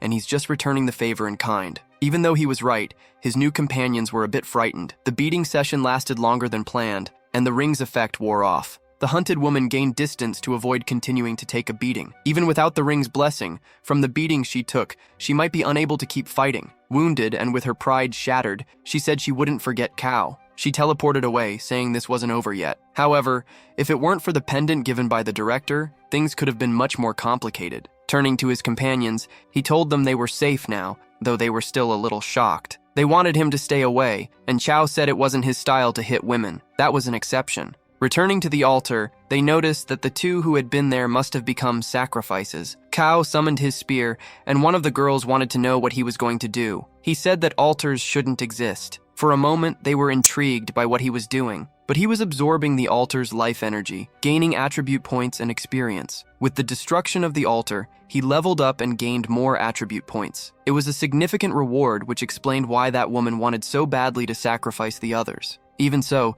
he couldn't quite figure out what kind of energy had been transferred to his spear. The girls approached him after he destroyed the altar. They thanked him for saving them, as they could have become sacrifices too, and decided to abandon the dungeon mission. He said it was fine, and he would have saved them regardless, while thinking that now he needed to go to the Purification Lake. That was the lake, and the souls that had been there must have been free with the altar's destruction. The young man began removing his shirt. Frozen became shy, and the black-haired girl wanted to know what kind of indecency he was up to. He explained that he was cursed and had come there to remove the curse, and she could confirm it by looking at the mark on his body. Now she understood, but had thought he was about to go into a libidinous rage. With fewer clothes on, he dove into the lake. Frozen decided to join him and invited her companion, reasoning they might also be cursed, given how strange that place was. Indeed, the curse began to fade as he relaxed in the lake. However, the seed lodged in his neck remained, so he decided he would deal with it later. In the lake, his companions were undressed and bathing. That dungeon was far too strange. Without Chiao, none of them would still be alive. Because there was a bit of mist in the area, they didn't notice they were approaching Chiao. This led to a moment of embarrassment, but the young man said it was their fault. After the group bath, everyone was dressed again. Despite everything, they decided to exchange contacts as they had all been quite amicable. The girls left, and the system notified him that the mission was incomplete, asking if he wanted to abandon his progress. Chiao decided to leave too, as the place was too strange, intending to return in the future. With his task completed, he went straight to the director's office. The director was happy to see the boy had returned alive. This impressed him, as a ranked dungeon is quite challenging for someone at the novice stage. What mattered most was that he had returned safely. Now the director wanted to know where the items he had lent him were. The boy said it was thanks to the pendant that he managed to make it out alive. The director tried to take it back, but Cao didn't want to let go of the pendant, so he slapped the boy to make him drop the item, but left him with a challenge. If Cao could beat him in a fight, the pendant would be his. Cao wanted to know what was special about the pendant. It had an enchantment. On a rank and higher item, such enchantments were possible. Despite that, Chiao thought the enchantment on his spear seemed different. He asked about the curse, and Chiao said he managed to remove it. The director was pleased with the news, and knowing this, told the boy to leave and stop bothering him. Outside, Chiao ran into someone. Apparently, this person knew him and called him by name. It was Long Sheng, who had also been at the CO City exam, as he was from there too. Cao remembered that the previous year, this person had been the #1 in the city and had appeared on TV several times. Since they were from the same city, Longsheng offered to help him if needed, and they exchanged contacts. Cao liked the young man's friendliness, thinking he was a nice person. He just doesn't suspect that, in reality, he's a first-grade envious person. The curse had been removed, and for now, he's going to ignore that he needs to focus on getting stronger as quickly as possible. At dawn the next day, a man demands that Cao explain himself. He wants to know why a mage is participating in physical training. This man is the supervising instructor, Zhang. Cao believes that a mage needs to be able to defend himself, so he needs a strong and resilient body. Zhang says it's necessary to specialize. Even if he has superhuman strength, he's still a mage. But Chiao insists on training, because no one knows he's a necromancer who can't summon. With nothing else to do about it, Zhang, though annoyed, agrees with Cao's decision and hands him his identification. The young man wants to know what the card is for. Everything at the academy is done through credits, food, equipment, and so on. The wealthy student thought he could buy credits, but the instructor said they are earned by completing tasks for the school and instructors. Realizing his wealth is useless here, he tasted what it feels like to be poor, and he hated it. Another instructor is gathering the group for physical training, and Cao approaches him. There's a professor observing everything curious. This is Jian Shu, a professor at the academy and necromancer. His gaze is so menacing that Cao felt chills. The instructor introduces himself. He is Wan Lei Hao, level 35, final level, and a physical trainer. Cutting the introduction short, he says he doesn't accept garbage in his group and announces he will release his aura. If they withstand it for 5 minutes, they can remain in his group. One of the students wants to know what happens if they go withstand it. He said he would personally go to the principal and assist in transferring the student. After that, he began releasing his aura. The students immediately felt the overwhelming wave. It was too intense, and some already doubted whether they could endure the 5 minutes. One of them encouraged his friends, saying that if they worked together, they would have a chance. The instructor appreciated the young man's emotional control and hoped he would continue like that. That student is Lai Lang, and he called his nearby peers so they could formulate a strategy. No one wanted to be eliminated, and he suggested they pair up and force the instructor to move, dissipating the pressure. Since there were no objections, he proposed forming pairs quickly so they could pass together. The students began looking at each other. Gradually, pairs were being formed, but Chiao, who seemed foolish, was left alone. Lang had to go to him and suggest they pair up, which he agreed to. However, Lang wanted to know what level Chiao was at and why he was so thin despite being in physical training. That's when Chiao revealed that he is, in fact, a necromancer, an unexpected answer that Lang wasn't anticipating. When Chiao mentioned he was at level 14, Lang's reaction was even more surprising. It made no sense for him, a mage, to be in that group. Lang thought he was in a complicated situation, but Kuo stated that he was stronger than most of them there. The others commented that besides being a necromancer, he was musculous, which would make Lang's life harder. Chiao was upset because he told the truth, and yet they didn't believe him. Lang said he would help him by buying time for the necromancer to summon his undead. The preparation time was over, and the instructor wanted to know if they were ready. The group replied they were ready. Then it was time for the underpaid instructor's fun to begin. His massive aura grew in a terrifying manner. Chiao noticed it was heading straight for him. He didn't expect to be the instructor's first target. Lang was worried and stepped in front of him to help, but the instructor's aura was stronger than Lang could withstand. The other students were terrified because Lang wasn't weak, so now Chiao didn't stand a chance. To the instructor, freshmen need to be softened up with hard blows so they don't get cocky later. Chiao prepared himself to resist the aura. Trying to withstand it, he lost 800 life points. It wasn't even a real strike, yet dealt massive damage. But to the instructor, what he had just witnessed was intriguing. The boy, a necromancer, resisted the wind from his strike. However, he couldn't let the student he presumed to be the weakest in the group remain standing, and this time, he directed more of his aura at him with a little more force. Chiao realizes he remains the professor's target. He creates a barrier with his aura to avoid being pushed back or, worse, knocked out. The classmates don't understand how the necromancer is resisting 2 attacks, considering Lang couldn't withstand even a single one. That scene of the mage resisting an attack is simply unbelievable. Chiao continues exerting himself to resist, until finally, the pressure dissipates and ceases. But he realized he was being intense, and perhaps the professor was using him as an example. He decided to provoke the professor and asked if he had been fasting until now. Lang was worried because if the professor got irritated, Chiao could actually get hurt. The professor acknowledges that the boy has guts, but is intrigued by how a necromancer resisted 2 of his blows. Saying he has courage, he remarked that if Chiao withstood the next blow, he would take care of him at Kyoto University. This time, the professor stands before Chiao, ready to strike him, delivering a genuine, devastating blow against him. Chiao is not intimidated in the slightest. On the contrary, he seems to enjoy the challenge. The auras clash intensely, destroying the ground around them. The pressure is so great that even Chiao's clothes cannot withstand the aura, and no matter how much effort he put in, he was thrown far away by the professor's aura. The boy spits blood from the force of the impact. For the other students, this initial test is proving far too brutal. The professor asks Lang to pick 2 more students and take Chiao to the infirmary, thinking he let himself go and ended up fighting a student. However, the surprises don't stop there. Chiao began to rise despite being injured. Completely weakened, he stands up. With only 200 life points, he says he managed to endure the professor's punch. Now his classmates are doubting if he is truly a necromancer, as he claims. Chiao asked if the professor had heard what he said, but before he could continue provoking him, he realized his situation was not that simple. He didn't have enough strength to stay standing, and fell to the ground once more. As he loses consciousness, Shen began scolding Li Hao, saying he shouldn't fight a student. After some time, Chiao starts to regain consciousness. He gets up from the cot and notices the professor is there, who is happy to see him awake. He said Chiao shouldn't get so agitated because he promised him that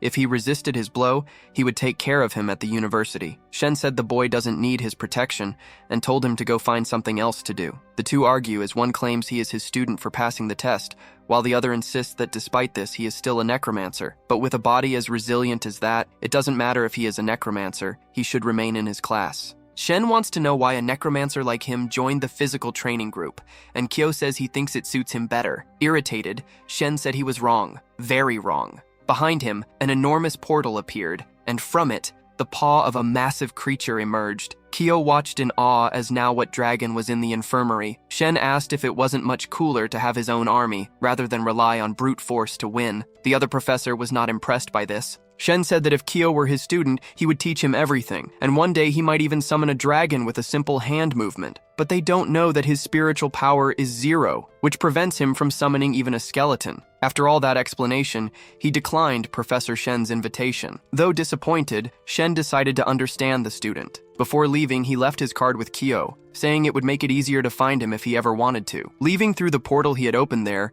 Chiao was impressed by necromancy and gets a pity he can't use it. The professor said that now that he is almost healed, he should attend class tomorrow because he will take the group to an interesting place. Thus, the class begins. They are in a level C dungeon. In front of the professor, the students begin to appear. Their task is to meditate in the Black Forest until dawn. One of the students didn't understand the purpose of this and asked if it was really that difficult to do. To show them, the instructor threw a stone toward the forest. Midway through its path, the stone was sliced into several pieces. The students don't know how they'll manage to stay there, and some already believe they might die. The instructor assured them that as long as he's there, none of them will die, but suffering is inevitable. In response to the students, he said that enduring this is fundamental to training their willpower. And the second important lesson, they'll learn once they enter the forest. One of the students volunteered to go first. As soon as he stepped into the forest, he felt the wind trying to cut through his body. He resisted, unsure of what was happening. The instructor acknowledged the student's courage and determination,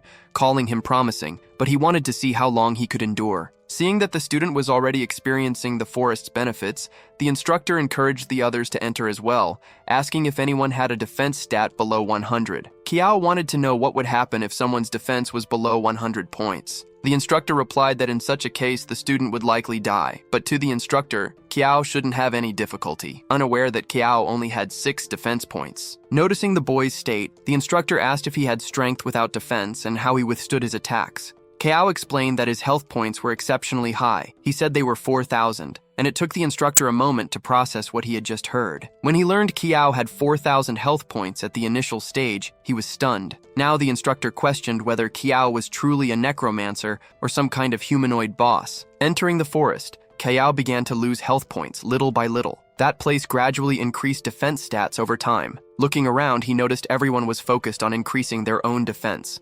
He didn't want to fall behind. Sitting on the ground, he began meditating as well. Watching him closely, the instructor was concerned for Chiao, unsure if he could withstand it with such low defense. The students continued their meditation, and creatures in the forest began to stir. A giant spider prepared to attack Chiao, but the instructor wouldn't allow the creature to disrupt the prodigy. The other students quickly noticed the spider's approach and were alarmed. It was a level 33 monster with formidable attributes. Now, Chiao was scared. As strong as he was, it was still just a regular monster. It didn't take long for the instructor to repel the creature. He prepared a powerful strike to deal with the problem, landing a direct hit on the spider. The creature instantly disintegrated into a wave of green slime. Witnessing the instructor's strength, Chiao was sure he had gone easy during the test. With the monster eradicated, the instructor ordered the students to return to meditating. He told them not to even think about leaving until they had reached their limits. This was an excellent opportunity because, with the instructor present, they could train in a level C dungeon. After 2 hours, the first completely exhausted students began to stand up. Chiao was taking damage because his defense was so low, and if this continued, he wouldn't be able to stay much longer. Then, the seed on his neck began to react. But what absorption process was initiated? It started regenerating his health points at the same rate he was losing them. At first, Cho didn't understand why the seed was regenerating him. Even so, he was pleased, as without the seed, he wouldn't have been able to enjoy the forest's benefits. Far from him, a girl smirked maliciously. Thanks to his seed, she could pinpoint exactly where Chiao was. With no risk of his life being drained, he continued meditating. Those who couldn't endure to the end admired the resilience of those who stayed, especially the fragile-bodied necromancer. Even the instructor admitted they were promising and hadn't expected Chiao to last until the end. He was intrigued and wanted to know how Chiao had managed to endure. Still, he believed Chiao had reached his limit and wouldn't be a match for Lang, who was also exceptional. A student gave up, but it wasn't Chiao. Lang continued the test, and seeing that Chiao was still there, he questioned if he wasn't as strong as a necromancer. The other students wondered who would give up first, Lang or the necromancer. Chiao remained focused on his meditation. Meanwhile, Lang was clearly at his limit, collapsing from exhaustion. The instructor knew Lang had reached his limit and instructed him to leave the forest. Outside, the students see Lang leaving, which can only mean one thing. Chiao remains in the forest, and the professor wants to see how far he can go. The day passes, and by night, Chiao is still in the forest, showing no signs of fatigue. He truly is a prodigy, the professor acknowledges. Even so, night has fallen again. The professor said to end the test because at night, not even he could protect him in the forest. Chiao decided he would stop then. As he leaves, he thinks the forest is truly insane. In a single day, he managed to increase his defense by 17 points. The students speculate that if it weren't for the night, Chiao could stay there much longer. The professor ended the class and told them to rest. A few days passed since then. Thanks to the seed, his defense increased considerably, and he can't wait to continue training. Some of his friends approach him. The short girl thinks they should start There are several benefits, like exclusive dungeons and competitions. He liked the idea, but now he needs to go straight to his class. As soon as it ends, he should meet them to start the guild creation process. The rich one agrees with the guild as long as he is the leader, and the fat one, in a rare moment of sensibility, says it would be embarrassing if he were the leader. The professor is accompanied in front of a portal. He has heard that there is a prodigy in his class. Indeed there is. And what's even more interesting, the boy is a necromancer. After this training, his defense rose to 500 points. This made him realize he might have reached his limit. Opening his eyes, he noticed there were different lights around. A blonde girl is also there in the forest. That's the mechanical empress, and Chiao wonders what she's doing there. There's something in him that is absorbing energy and helping her rebuild her body. Uni didn't expect the seed to do that, so he asked what Her Majesty wanted to do. She said Chiao promised to help her see the outside world, and it's time for him to fulfill his promise. A strong light began to emanate from her. Thus, the Empress returned to his body. It was a painful process, but she assured him the pain would soon subside. From now on, she can feel what he hears, as well as what he thinks and sees. The sensation of being watched is embarrassing, and he wonders if she can now know everything he knows. It can't possibly be true. For a moment, he imagined her taking a bath. She didn't like knowing that, and said she wouldn't be reading his thoughts. Finally, the sensation of being watched ended. With his defense reaching its limit, it's time to meet the others. The short girl does her best to protect herself with her shield. It seems they are in trouble. Even though they haven't done anything, they are being attacked. Guild updates require honor points, and every newly created guild starts with 1,000 of these points. It's their fault for being weak, and are only going to take their points and not kill him. The fat one and the rich one argue, but could never have imagined being challenged so quickly. The fat one mentioned that he already sent a message to Chiao, and he should arrive soon. To the rich one, even knowing Chiao was stronger than him and might not be able to beat these guys. Even so, he tries to keep fighting, but his attack hit nothing but air. He was counterattacked violently. Before even hitting the ground, he was struck again. This made the short girl worried about Ma Fei. The jerk is wondering if that's the leader, because if it is, he must be the strongest among them. For them, it's hilarious that someone so weak started a guild. The rich guy is down, lying on the ground, completely drained. But before the defeat could be complete, Gao arrived, and he's not at all pleased with what he's seeing. The fat one was glad to see his friend had arrived. To the jerk from the other guild, it's just one more person to beat up. Looking at him, he assumed Kudao was also a physical combatant. In response, Chiao wanted to know what he thought he might be. The jerk doesn't like suspense and prepared to take down Chiao as well, throwing a direct attack at him, one that could even be fatal. With the force of the impact, a shockwave dissipated, destroying the ground. But the result the jerk wanted didn't happen. Chiao didn't even move, and wanted to know why his opponent's strikes were so weak, asking if the guy was starving. The guy was outraged, but he knew he had used 80% of his strength and still achieved nothing. Determined to win, he used a more powerful technique. Every single strike landed on Chiao without exception. The short girl became worried because Chiao hadn't even tried to dodge. To the other fools, the boy was going to die at this rate because those strikes were strong. The truth they couldn't see was that none of the attacks were effective. Realizing this, the biggest fool understood he was in trouble since none of his strikes could get through Chiao's defense. The chubby one celebrated, seeing that his friend had grown stronger. Finally, the rest of the fools realized the biggest fool had accomplished nothing. Their guild president was sitting nearby watching everything. Meanwhile, Chiao was just waiting. Since the fool had just attacked, it was now Chiao's turn to return the favor. Taking an offensive stance, he prepared to make the fool regret being born. Sensing the imminent danger, the fool raised his arms in a defensive stance to guard himself. The other fools shouted to reassure him, saying if the defense was high, the attack must be weak, so he shouldn't be afraid. Believing that the fool braced himself to block the attacks he assumed would be weak, Chiao had already focused his aura into his fist. He struck the fool's hand, who was confident he could endure it. To his complete misfortune, not only was it a critical hit, but his hand was utterly crushed. The fool was sprawled on the ground, unconscious. Chiao sighed, remarking that today's youth had no respect for anyone. The remaining fools abandoned reason,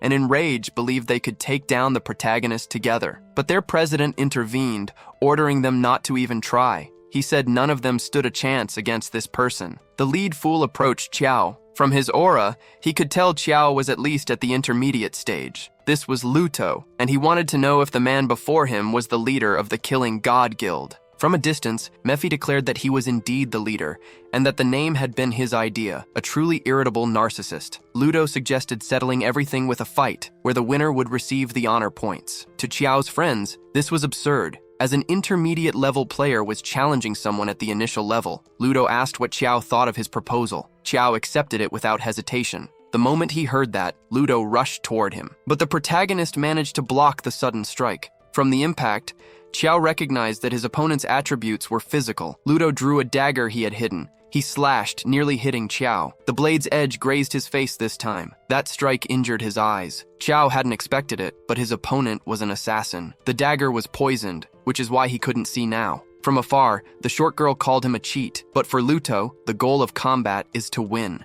Everything else is irrelevant since both had agreed to this. With Chiao unable to see, Ludo prepared to strike again. He landed a direct hit on Chiao, who was in no condition to defend himself. As if that weren't enough, Chiao was now receiving a barrage of punches he couldn't dodge. His friends were genuinely worried about him now. All Chiao could do was raise his arms in a defensive stance. His opponent prepared the dagger once more. Aimed straight at Chiao's face, the blade was dangerously close to striking him, but Chiao's aura began to manifest. Luto noticed that something was happening. From one of the aura points, a hand emerged. It forcefully repelled Luto. The other fools had no idea what had just happened. Now the leaf fool was worried because not only did he not understand what had just happened, but his health points had dropped by half. Chiao told him to be more cautious while the Empress thanked him arrogantly, even though it was he who should be grateful. Ludo turned his back and admitted defeat, but he wouldn't walk away that easily. Chiao said he couldn't just walk away after hurting his friends. It definitely wouldn't be that simple. Luto was desperate because he knew this was the kind of moment where side characters get beaten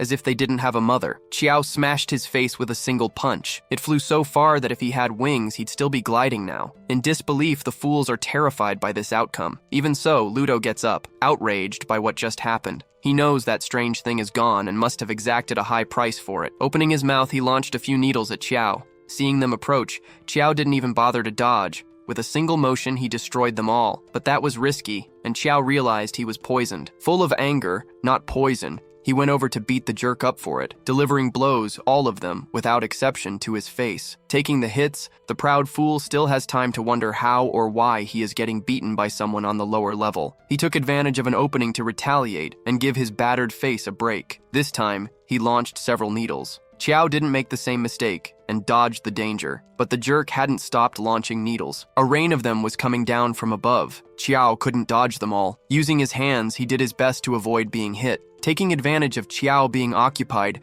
the jerk used another technique. This one's goal was to immobilize Chiao and prevent him from moving. When caught by this technique, any warrior is immobilized, left only to await death. Recognizing that he almost got caught, the jerk wanted to know how Chiao felt unable to move. Close enough, he started mocking him, saying he was acting tough just minutes ago. Seeing this, the spectators celebrated, thinking his victory was now certain. Chiao's friends grew worried, thinking he might actually lose this fight. Ludo declared that Chiao was the strongest low-level player he had ever seen, but that it didn't matter. Chiao ignored the speech, visibly furious. The fool has no idea why his technique isn't working. Looking at him, the protagonist said maybe he wasn't even a warrior and that Ludo should consider that possibility. But that strength doesn't make sense. With all that defense and attack, it could only be a lie. Without waiting for an answer, he attacked again, determined to end the fight. Shadows enveloped his fists as he charged forward. The background characters, who only ever make nonsensical comments, began to believe in his victory again. Meanwhile, Chiao's friends were concerned. Ludo was about to complete his attack with Chiao immobilized. This time, Chiao stopped it with just one hand.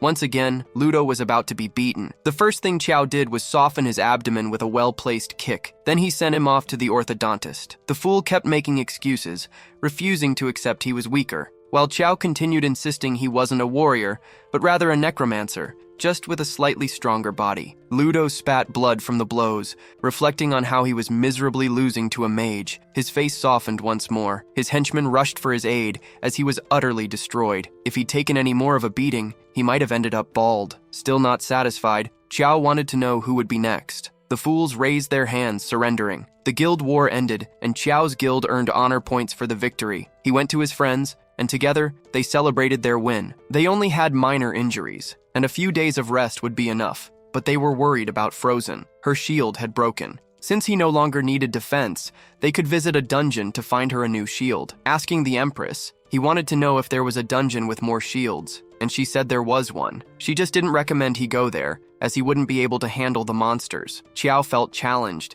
and now wanted to know what place this was. Speaking to Frozen, he said he knew of a dungeon with shields, they just needed to beat it. Frozen wanted to go, and the Empress had mentioned this dungeon required at least 2 people, so the two set out on this venture. The fat one commented on the two of them heading off alone at night into a dungeon. Frozen heard it and said that when she got back, she'd beat his flabby belly. This was a ranked D dungeon in the pseudo-underworld. Frozen was apprehensive, but Chiao reassured her, even though he knew he almost died in the last ranked D dungeon. He asked the Empress if this was indeed the dungeon she'd mentioned, and she gestured suggestively. The girl thought she'd hold him back since, without a shield, she felt useless. Stroking her head, he asked her to relax. A purple ball of energy began to shine. They were entering the dungeon, which was a replica of the true underworld created by Hades. Frozen tried to wake Chiao by pushing him. He opened his eyes and realized they were in a different place. This was the dungeon, and that was the underworld. Intrigued, the girl asked if they were dead, just like in the other dungeon where they were undead. Through the status window, Chiao confirmed they weren't, as there was no warning about it. Thus, they were there as 2 living beings. Looking at her neck, Chiao noticed a cross pendant. This embarrassed her,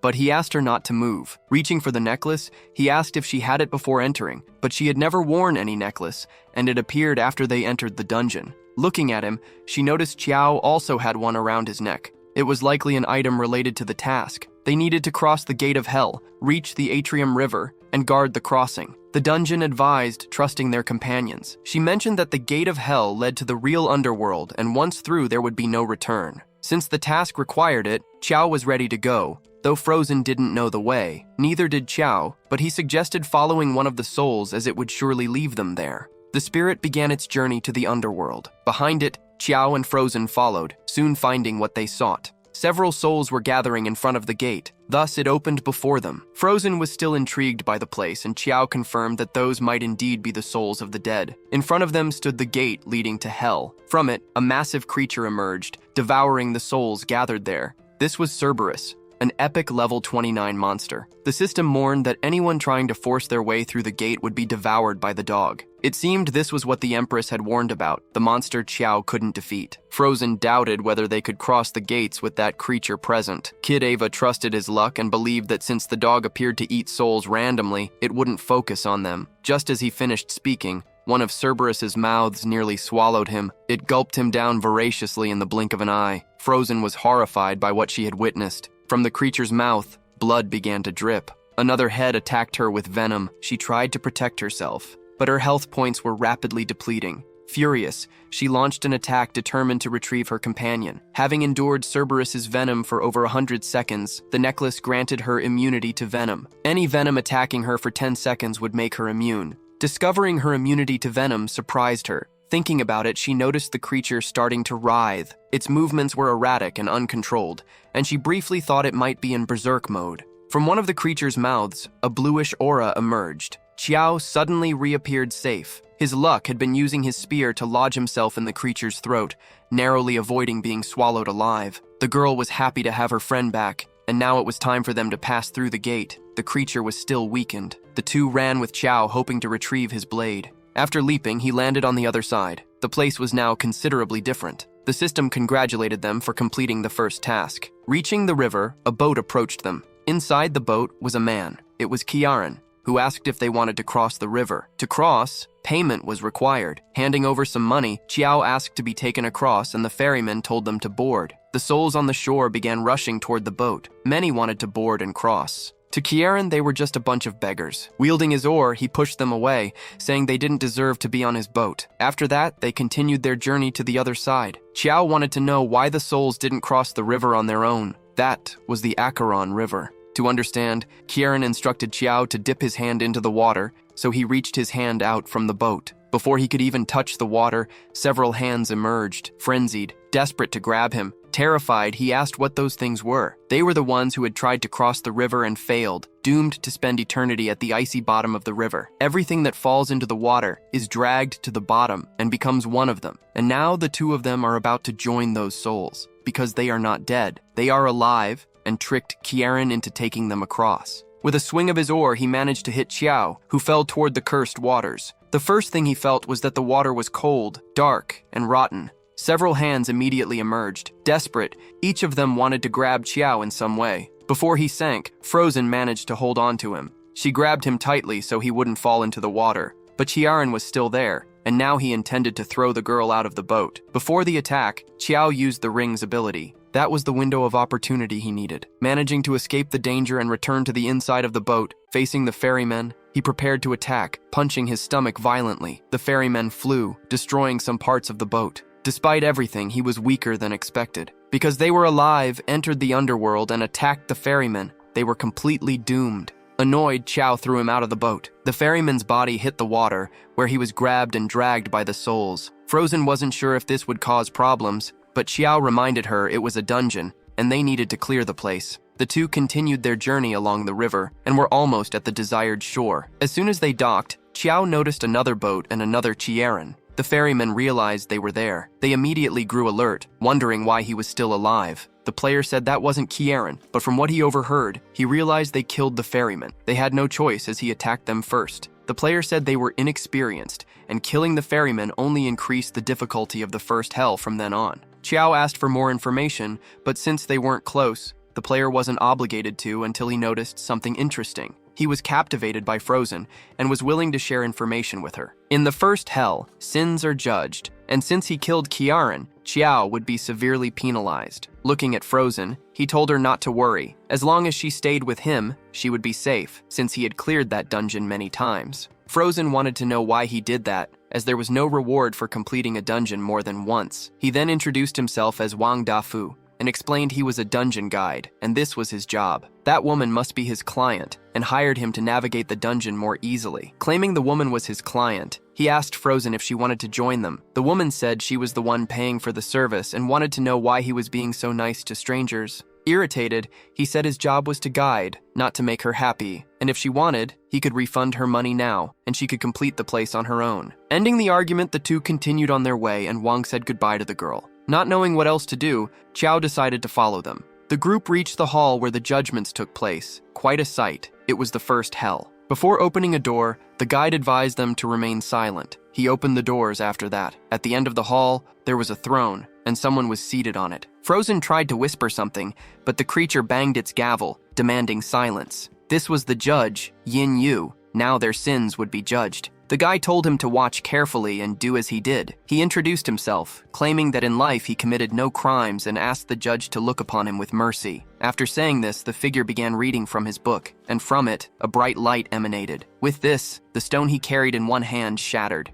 Seeing no sins, the judge declared him innocent. Next up, the guide handed the stone to his client, and she needed to do the same as he had. She was also declared innocent. He then said the item could only be used one more time and offered it to Frozen if she decided to accompany him further. Determined, she said she didn't need his help. Then the judge called for the next one. Chiao stepped forward, saying that he previously had no choice but now wished to be a good person. The guide smiled, knowing that killing the ferryman was enough to send him to hell. The judge found his name in the book, and he confirmed that Chiao was a sinner unworthy of forgiveness, for in his first sin, he disrespects the remains of the dead. The second is disturbing their existence. The third is cruelly abusing small animals. The fourth is defiling corpses. Even the guide was shocked by the monstrous deeds of the boy. His last and greatest sin was killing one of Cerberus's heads and the ferryman, Sharan. For someone like him who thrives on violence, this is the perfect place. He sentenced Chiao to the first valley of the seventh hell,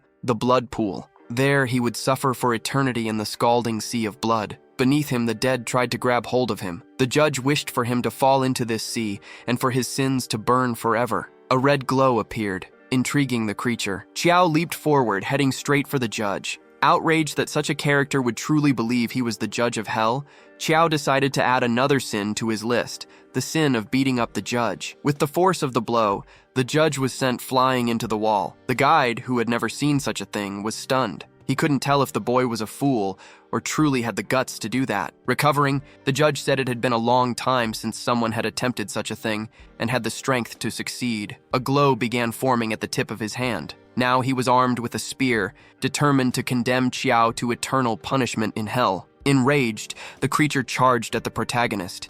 His first strike missed, but completely destroyed the floor. He realized that Chiao had stolen his speed. Looking at him, Chiao remarked that the agility he now had was very useful. Both leaped into the air, continuing their battle. A powerful blow struck the ground, but Chiao dodged it. Grabbing onto his surface with his hands, he halted his movement. The guide muttered that the boy was going to mess up, while this client thought Chiao had dodged. Despite his considerable defense, the shockwave alone injured him significantly. If his defense were still 6 points, he would have died. The Empress noted that the judge's weapon had the ability to pierce armor and defenses. Chiao asked if she could fight, but she explained that she couldn't, as she was the boss of another dungeon, and entering here would erase her existence. However, she could teach him a skill. The only problem was that Chiao couldn't use skills. The Empress told him not to worry, as her heart was with him. Outside, the judge commanded Chiao to repent. He declared he would personally send Chiao to hell. With that, a massive and powerful aura began filling the hall. The guide recognized it as a potent energy.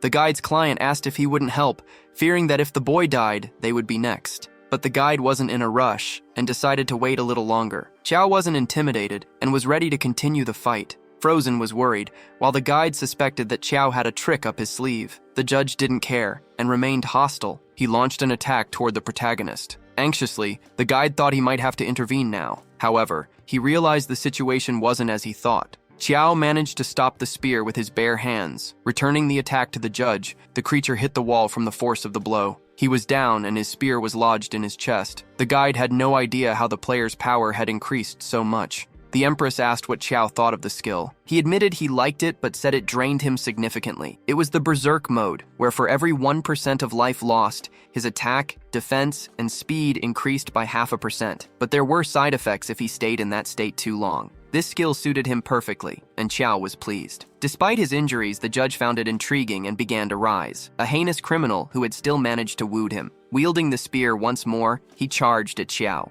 Armed with his gauntlets, Chiao was ready to counterattack. Their blows clashed in the center of the hall. At that moment, the judge was using all his strength. Even so, there was no apparent result. Outside, Frozen blamed herself for being useless, thinking it was her role as the tank to block attacks. Amid the battle, Chiao stayed alert. Then the creature declared that as the judge of the Underworld, he would now sentence Chiao to death. A powerful explosion of aura erupted. Frozen became desperate for her companion. There is still a lot of dust in the air from the destruction cause. The item Chiao used was damaged in the process. He lies on the ground while the judge remains standing. Frozen is holding herself back, believing all of this is her fault. Turning his attention to the others, the judge declares it is her turn now. He just didn't expect what was about to happen. Chiao was upset that the judge destroyed his equipment, and there better be an interesting item drop. Otherwise, he might have to come back and demand compensation. The judge calls him a fool, saying that just because he got up, nothing had changed. As he finishes speaking, he begins to attack again. Unexpectedly, Chiao manages to catch the spear with his hand. Stopping the attack, he moves toward the creature, ready to return the favor, delivering a clean, devastating blow to the Underworld's judge. Chiao now seems unstoppable. His last attack tore a piece off the judge. The guides saw that the boy was ruthless and felt relieved they hadn't clashed. Helpless, the judge doesn't understand how it's possible that he's dying at the hands of a criminal. With his death, an item begins to materialize. Chiao collapses to the ground. The fight is over. Frozen approaches him, as does the guide, saying the boy is truly impressive. The guide notes that Chiao is injured and needs to heal quickly, but he doesn't even look at him. Chiao launches an attack toward the guide, grazing his arm. If he tries to approach the item, the hefty man will find out how to lose half his weight instantly. Guess I'll be sliced. That was enough to make him back off, but Chiao noticed a tattoo on his arm. He recognizes that symbol. Now he wants to know why the guide has a Baze tattoo. He also wants to know the connection this guy has with Baze and whether their encounter was a coincidence. Bringing the girl to the dungeon might have been coincidence, but if the guide really works for them,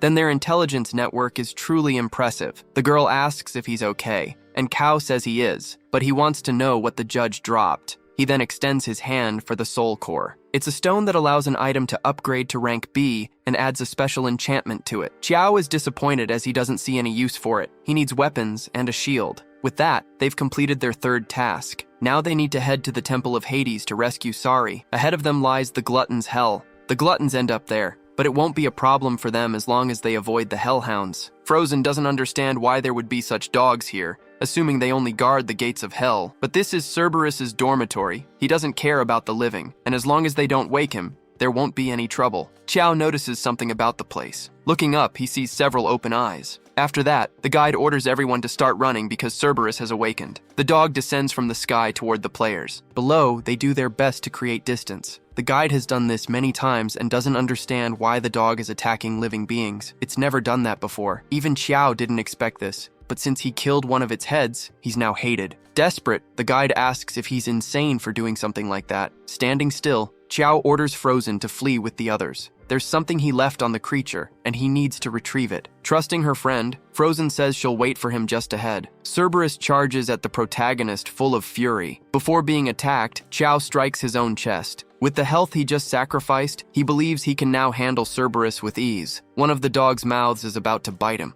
Unexpectedly, Chiao strikes it, avoiding being bitten. After that, he leaps toward the monster. With his enhanced speed, he delivers several blows. The monster tries to retaliate, preparing venomous attacks. Despite taking a beating, Chiao is still alive. A massive attack heads toward Chiao and he's caught in it. Poisoned, he starts losing health continuously. Now even more enraged, he fumes that he wasn't able to deal with a mere dog. With power radiating from his body, he focuses on just one of the creature's heads to avoid getting cross-eyed. Using one of his hands, he grabs a chain. Swinging it in the air, he manages to entangle the creature. All three of its heads are now bound. The monster is immobilized but furious. Still holding the chain, Chiao shakes it, dragging the dog, until he realized it was the creature pulling the chain, something he hadn't expected. He was thrown to the in the process. Shaking the chain in fury, the creature smashed several pillars using Chiao's body. Chiao, tired of the dog's antics, decided it was time to tame him. Pulling the chain with force, he commanded the creature to stop. This action pulled the dog toward his fist.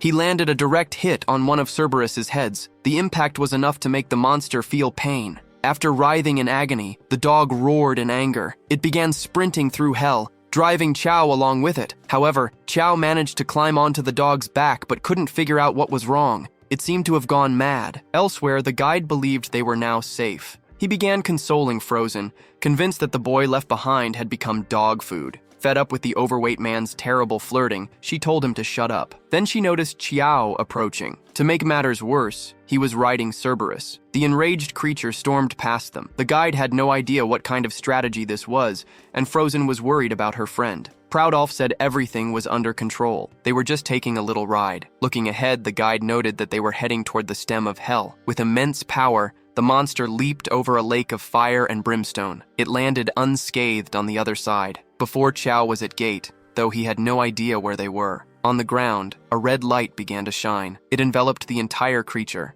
Afterward, a mysterious pressure surrounded it. Finally, Cerberus was free from the chains that had bound him, and he threw Chiao far away. Before Chiao could hit the ground, the creature attacked him. Chiao was thrown to the ground, even more injured. As he recovered, he hadn't expected the dog to have additional abilities. Before him, he saw the spear he had forgotten inside the creature's throat. This gave him a glimmer of hope. Then, the same head that had swallowed him once, swallowed him again. It rose, ready to devour its enemy, but almost immediately, it suffered a reflux attack. From within the creature's chest, Chiao emerged, aided by his blade. For daring to swallow him twice, the dog was clearly wishing for death. It just didn't know how to express it. Behind him, the creature's body remained still. As before, no message appeared, making Kubo think the dog might be immortal. After reflecting for a moment, Cerberus rose again, fully recovered. If that were the case, Kubo decided to move to the next strategy, cutting off all three heads. Enraged, it was time to make animal lovers suffer. Using his enhanced spear, he began injuring the monster. Positioning himself above it, he had a clear view for the strike. With a single attack, one head was disconnected. Like an Ethernet cable, the dog's body lost signal. In the distance, the guide wondered what could have happened. It made sense that the boss was interested in Chiao. The boy really knew how to surprise people. Now he needed to finish off the creature before its head could regenerate. He leaped toward another head. With one swift cut, another head was severed. Now only one remained to finish off the creature. Chiao descended upon it with overwhelming force. The attack created a crushing impact. Finally, he had defeated it, earning attribute points and leveling up. Additionally, the victory upgraded his weapon. The spear was now ranked B. Whenever its attack was blocked, it would automatically execute another strike, stacking indefinitely. Even Chiao hadn't expected his item to level up. Frozen approached him with the others, wanting to know if he was okay. Chiao said it was just a dog, nothing special, while the guide remained incredulous at his feats. As a reward, the creature dropped an item. It was a single-use petal that increased all attributes by 100 points for 10 minutes, after which it reduced intelligence by 10%. A very useful item with side effects that hardly affected him. The guide was curious about what had been dropped, but Chiao told him it was trash. Frozen approached him, saying she had something to share. She asked the guide about the pendant, and he admitted he'd never seen anything like it before. This implied they were the only ones to receive such an item, though its meaning remained unknown. With the fourth task completed, the ultimate challenge was unlocked and the pendants began to react. They needed to place the 2 pendants in Hades' temple, destroy the pseudo-underworld, and escape afterward, or risk being buried with the dungeon. The guide, who was already about to leave, wants to know what they have done. Chiao asked the guide what the ultimate quest was the last time he completed the dungeon. It was just entering the temple. After that, everything was complete. Now they are certain they've triggered something secret. The guide's client wants to finish this task quickly because she wants to leave as soon as possible. Since the guide knows the way, he led them to the path that leads to the Temple of Hades. After some walking, they arrived at the location.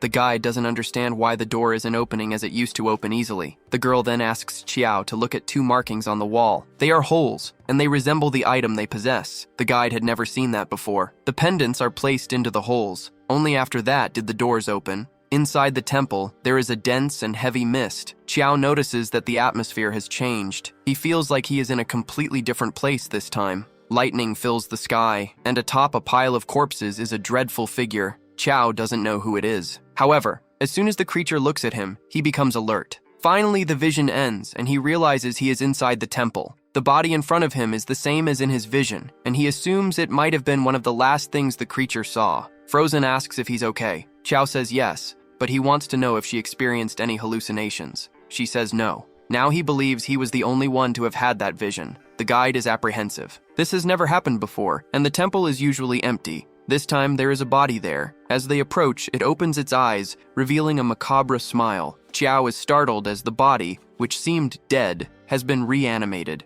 From the sarcophagus, a light begins to intensify.